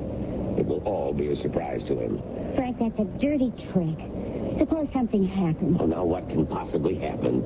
It's just a small forest, trees and grass. Well, I don't like it. Flip?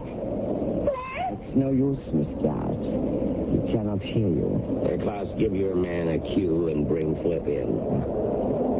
Now I'm about a quarter of a mile into Van Frankenstein's woods, and it's pretty much dull still so far. I was just thinking how strange it is.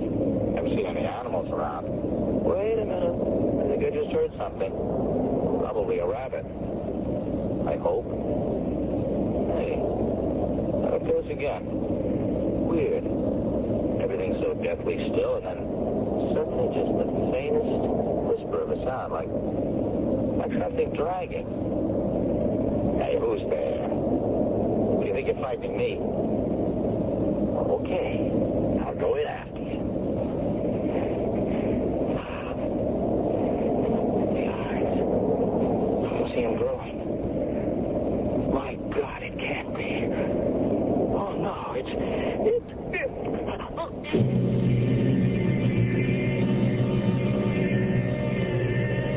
The bard said, some find tongues in trees, books in running brooks, and sermons in stones. Obviously, Flip saw and heard a great deal more in Frankenstein's woods.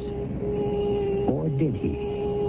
Perhaps we shall know more when I return shortly with Act 2. I'm giving it up. Giving up what? Smoking. Congratulations. I'm doing it for you and the kids. For me and the kids? But we don't smoke. You're wrong. I saw this Lung Association message. You know what? We smokers are making you non-smokers smokers just like us. Whatever are you talking about? I'm talking about secondhand smoking. The Lung Association says I'm doing myself in, as if I didn't know. But my smoke is trouble for everybody in my neighborhood. Do you realize every puff I smoke, I'm puffing out a smoke screen of carbon monoxide, nicotine, benzopyrene, to say nothing of hydrocarbons. You sound positively poisonous. I feel poisonous. I'm quitting. For me, darling. Yes, and for me, darling, I want to be loved. Your Lung Association says the smoker who quits for more than one person. He's clearing the air for everybody. You might say it's a matter of love and brain.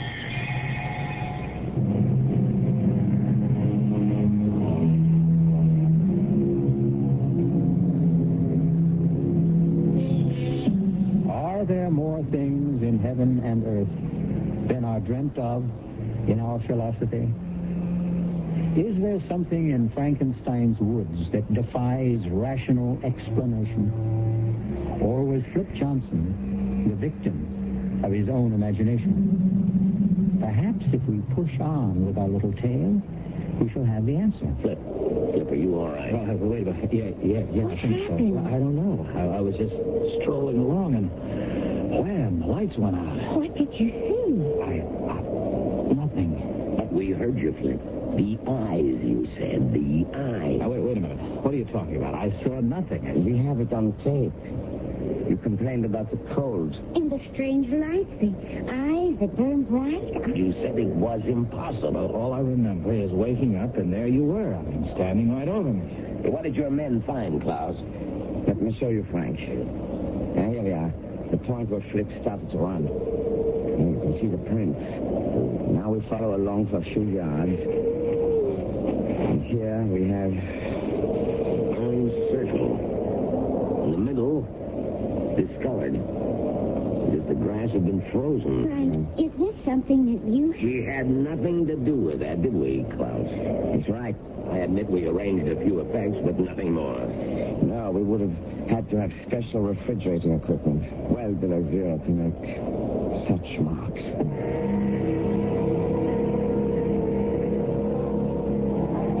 Well, how do you like it, folks? Fantastic. Instant carnival by Frank Rockin. No, Tom. Give credit where it's due. Klaus engineered the whole setup. It's not so difficult. We have a long tradition of festivals here. I could almost enjoy this if only... Don't forget it, Eileen. Nothing really happened.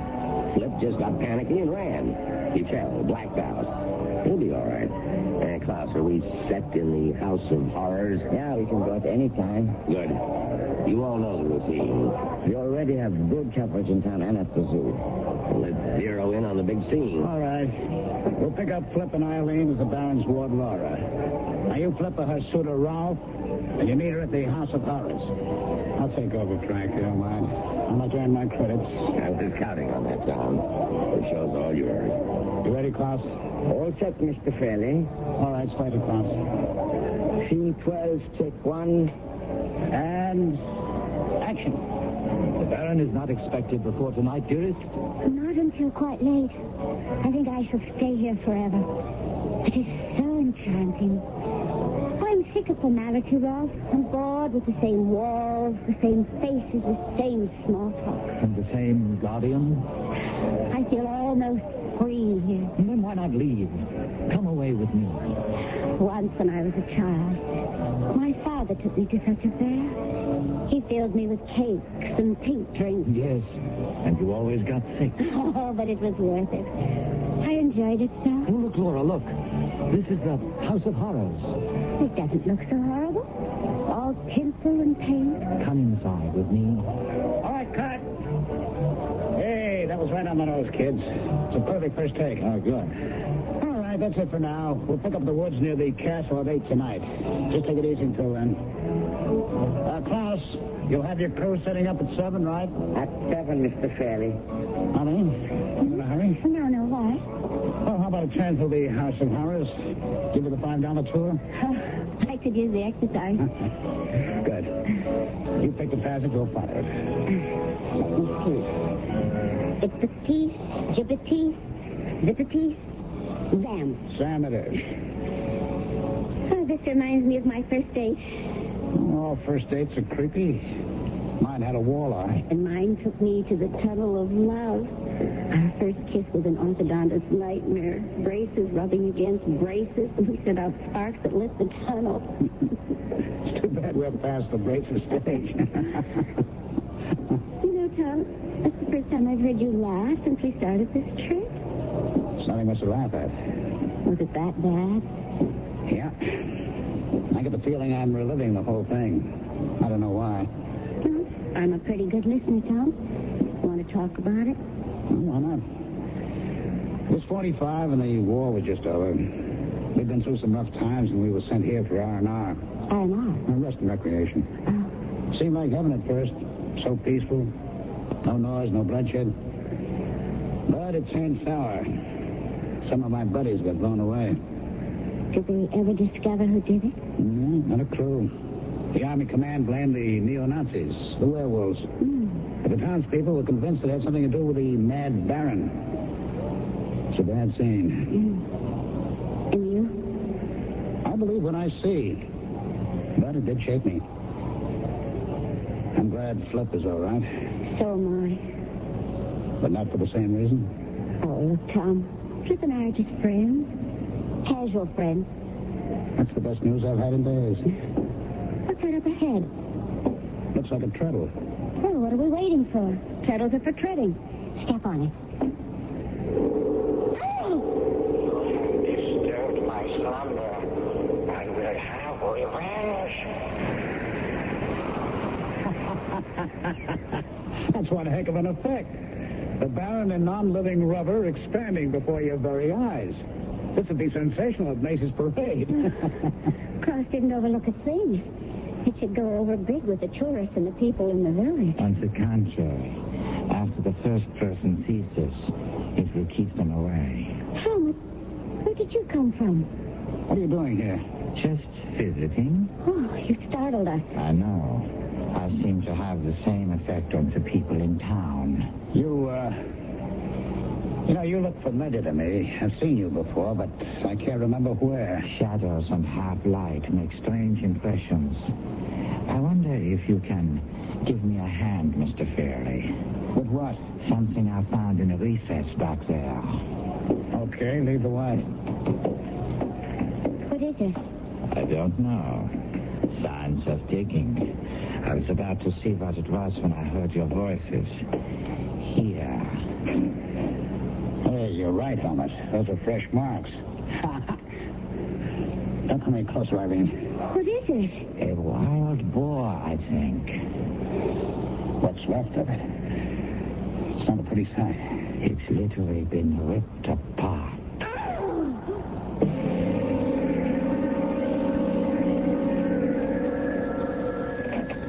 Yes? I understand. It will be all over tonight. No, we'll finish the rest back in the States. You can count on that.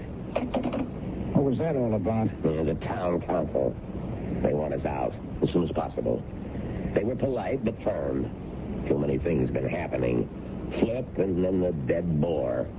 The word's getting around and it's becoming amplified in each telling. Did your visit to town pay off? I think so. It was tough getting permission to go through the old records. The clerk of the city hall was the perfect bureaucrat. He insisted on an application countersigned by his boss. I threatened to go to the burgomaster, and he caved in. Now, how about the newspaper? They were reluctant, too, but greedy. A few marks in the right palm paved the way. Well... All right, see for yourself. Here's a reproduction of the paper's front page 100 years ago.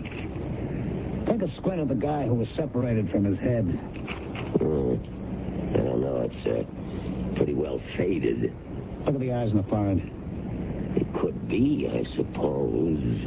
And here's a print of an oil painting of the original Baron von Frankenstein. I believe Mr. Fairley thinks the picture resembles me. All right, Helmut, where the devil did you come from? This old castle is honeycombed with secret passages. And you just keep wandering through them like you know where you are, I have been exploring them for days. You know, Tom, there is a resemblance. A trick of your imagination. I knew I'd seen you somewhere before. You're talking nonsense, gentlemen. I could not possibly have been here a century ago, let alone 400 years. How about 30 years ago? I was only a child then. What about your family? I have none. They were killed in the war. Does that satisfy you, Mr. Larkin? I don't know about Frank, but it sure doesn't clear things up for me. Stay inside until midnight, Helmut. You understand? Perfectly. And stay out of the passages until the show's been recorded. I don't want any more surprises.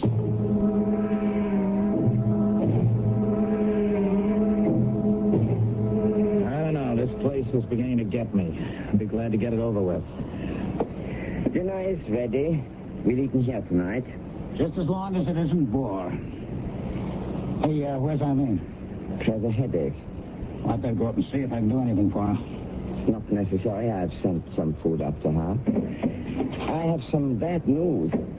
3 members of the crew quit. They were all as frightened as the townspeople. Bad news? That's all we need. Well, I have replaced them, but with such short notice, I'm afraid I've not been able to run up the most competent technicians. I don't imagine what's happened today helped much. Well, that's all right, Klaus. I know you've done your best, and we'll just keep our fingers crossed. Hey, pass your salad, will you, Tom? Nothing stops your appetite, does it, Fred? No, I'm just a growing boy, Tom. I need fuel for my engines. What's that? Eileen. It's just behind that wall. Impossible. There's nothing there. You keep trying the wall. There may be a passage there. I'm going to a road. I'm with you. Look, the place is a mess. Everything's happened to Eileen. I know, Tom. Look, footsteps in blood. They lead up to the panel. All right, let's knock a hole in it. It's no use. That's oak, several inches thick. Yeah. Freshness calm. Where did you come from, Helmut? We'll talk about that later. Look, it's moving. And here she is. Eileen. Eileen. Honey. Here. That's good. She's coming around. Are you all right, Eileen? I think so. What happened? Oh, I was lying in bed, trying to pull myself together. It was dark and cool. Suddenly I felt something in the room. I sat upright, but I couldn't see anything. I knew it was there. I stepped off the bed, felt something warm and sticky. I panicked and ran. Next thing I knew, I was being held. And then, nothing. You fainted. I suppose so. Just as I was going out, I heard my name. Who was it? I don't know. It was just a whisper. A nightmare, perhaps? A nightmare? With a German accent.